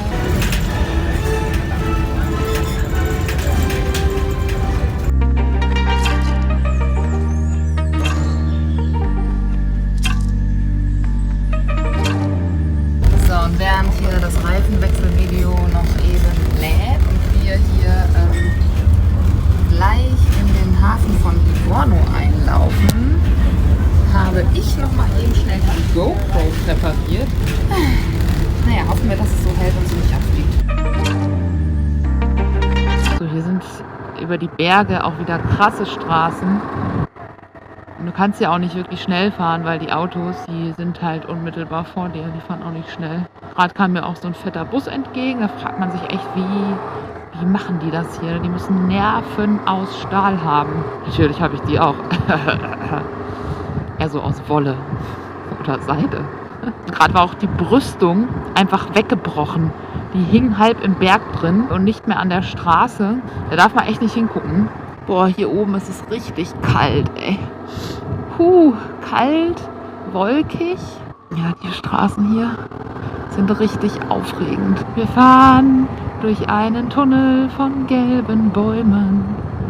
Ein Blätterdach. Oh, wie schön. Oh, da war eine Blitze. Meiner Raserei, das ist echt schlimm. Ich passe mich irgendwann so an die Fahrform der Italiener an. So an jeder Ampel bis nach vorne fahren einfach. Ich habe ja ein Motorrad. Ne, überall, wo ein bisschen gestanden wird, einfach dran vorbei. So passt schon. Die kennen das ja hier, da hupt auch keiner. Die sind völlig entspannt so, ne? In Deutschland hättest du schon Leute gehabt, die da den Hammer rausgeholt hätten. Guten Morgen, ihr wundervollen Menschen da draußen und herzlich willkommen ein letztes Mal auf dieser Reise aus dem Ausland. Ich bin in Italien ja und habe dann tatsächlich noch ein Zimmer gefunden gestern Abend. Und da hinten ist dann der Gardasee. Ich hätte sogar einen Pool, wenn ich wollte. Ich habe mir da schon was zusammengestellt. Das Süße, das Deftige und das Gesunde. Und ungefähr 5 Kaffee. Der sicher auch nicht ganz unbeteiligt ist am Verlauf dieses Tages. Jetzt geht es bei Regen. Das Wetter sieht echt beschissen aus für die nächsten 2 Tage und ich habe über 1000 Kilometer vor mir. Aber egal. Queenie und ich werden es rocken. Meine Regenklamotten liegen schon bereit. Und ich bin voller Fahrfreude.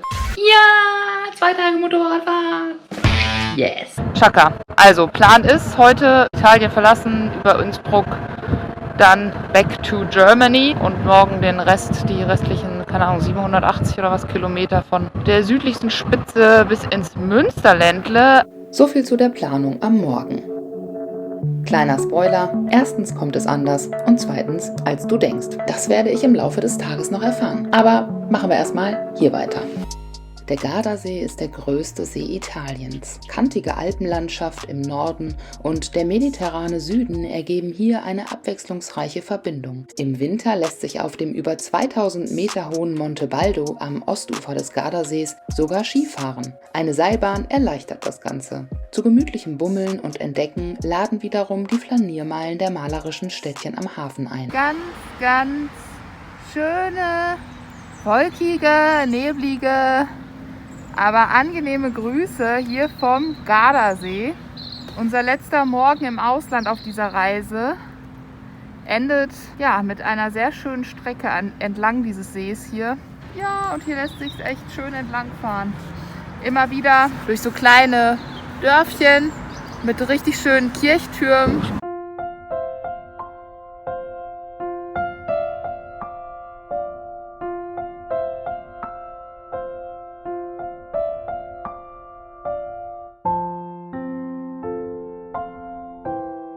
sogar auf dem Schiff mit Maske hier. Vorbildlich.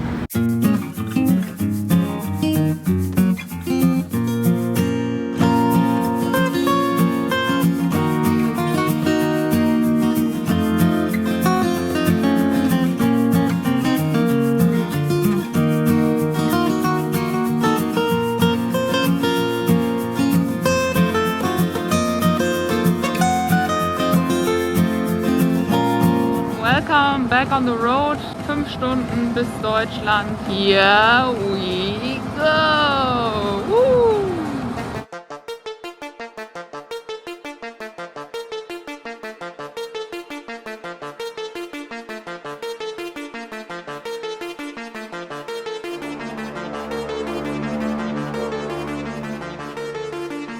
Pensajoch, Klappe die zweite. Ziemlich andere Stimmung als beim ersten Mal. Sehr schön, da schmeiße ich mich jetzt rein in die nebelverhangenen Berge. Mein Motorrad rollt schon weg, ich glaube, sie will los.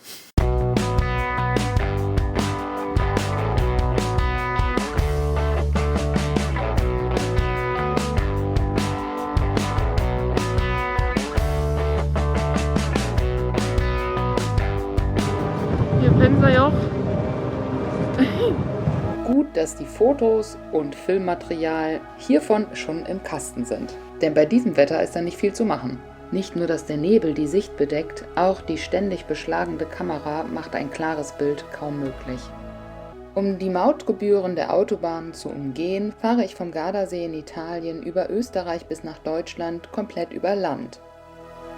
Wasserfall gefälligst? Dann wollte ich mir ja eigentlich ein Hotel suchen. In Deutschland angekommen, sieht die Situation allerdings etwas anders aus. Ja, ihr Lieben, was soll ich sagen? Ich bin jetzt gerade an Füssen vorbeigefahren, auf der A7, bin ganz im Süden von Deutschland. Und jetzt fahre ich noch 700 Kilometer bis nach Hause, einfach durch. Wir haben es jetzt 5 Uhr. Ich sitze seit 9 Uhr auf dem Motorrad, aber ich habe Bock, die Sonne scheint. Ich fahre lieber bis heute Nacht um 12 oder 1 Uhr durch und habe freie Bahn, als morgen an einem Freitag auf der Autobahn zu stecken im Regen. Ich habe gerade einfach voll den Run. Mein Arsch tut auch nicht weh. Es gibt so Tage, da fahre ich 300 Kilometer und ich denke so, Alter, ich kann nicht mehr sitzen. Da gibt es Tage wie heute, da sitze ich schon seit 400 Kilometern und denke mir, ach komm, die 700, die machen wir auch nochmal eben. Fassen wir nochmal die Gründe für den plötzlichen Sinneswandel zusammen. Erstens, heute ist geiles Wetter, morgen Scheißwetter. Zweitens, morgen ist Freitag und das bedeutet Stautag. Und drittens, ich bin voll im Flow und fühle mich fit. Also auf eine gute Fahrt, hier ist es wunderschön. Ich freue mich des Lebens und genieße das jetzt hier. Recording. So, auf den letzten Kilometern wird es nochmal richtig spannend und ungemütlich. Es sind jetzt noch 400 Kilometer bis nach Hause. Wir haben es 8 Uhr. Es fängt an zu regnen. Es ist arschkalt. Meine Kapuze läuft voller Wasser. Dann sind die permanenten Baustellen. Ich friere langsam echt, obwohl meine Griffheizung an ist. Aber, oh Gott, jetzt noch 4 Stunden. Oh, egal. Ich schaffe das schon. Das wird schon. Irgendwie. Oh, was meint ihr, wie ich mich in mein Bett kuschle heute Abend? Oh yeah, da freue ich mich schon drauf. Das ist echt jetzt die Herausforderung, sich warme Gedanken zu machen. Mein Handy-Ladekabel, ich weiß nicht, ob es mein Handy ist, was nicht mehr funktioniert zum Laden oder das Kabel. Auf jeden Fall lässt es mein Handy sich gerade nicht mehr laden. Und deswegen kann ich an dieser Stelle nicht weiter filmen, weil auch der Akku meiner Helmkamera leer ist. Ich kann euch nur sagen, dass die 1100 Kilometer, die ich an diesem Tag fahre, besonders zum Ende hin grenzwertig sind. Dementsprechend würde ich jedem davon abraten, mir selbst übrigens auch, nochmal so viele Kilometer an einem Tag zu fahren. Denn mit der nachlassenden Konzentration wird es einfach echt gefährlich. Man verfällt dann irgendwann in so Kurzschlafphasen und kriegt es im schlimmsten Fall auch erst mit, wenn es zu spät ist. Umso dankbarer bin ich, als ich dann in der Nacht wohlbehalten zu Hause ankomme. Leute, jetzt aber wirklich die allerletzte Filmgeschichte dieser Reise. Also es ist jetzt 12 Uhr. Ich habe mich heute Morgen um 9 Uhr, kurz vor 9 aufs Bike gesetzt. Meine Hände haben Schwielen. Ich weiß nicht, ob man es sieht. Die sind so richtig fritt von der Griffheizung. Wie so eine Mischung aus Schwielen und Brandblasen. Mein Nacken ist ein Brett. Und die letzten 400 Kilometer waren wahnsinnig aufregend mit Regen. Dann war da noch ein LKW, der umgekippt ist und völlig lichterloh in Flammen stand. Ich bin fix und fertig. Diese Reise 2 Wochen hat mich verändert auf jeden Fall. Leute, ich wünsche euch, dass ihr sowas auch erlebt. Also es ist einfach nur mega geil. Und das war's fürs Erste. Vor der Reise, nein, umgekehrt, nach der Reise ist vor der Reise. Okay, bis bald.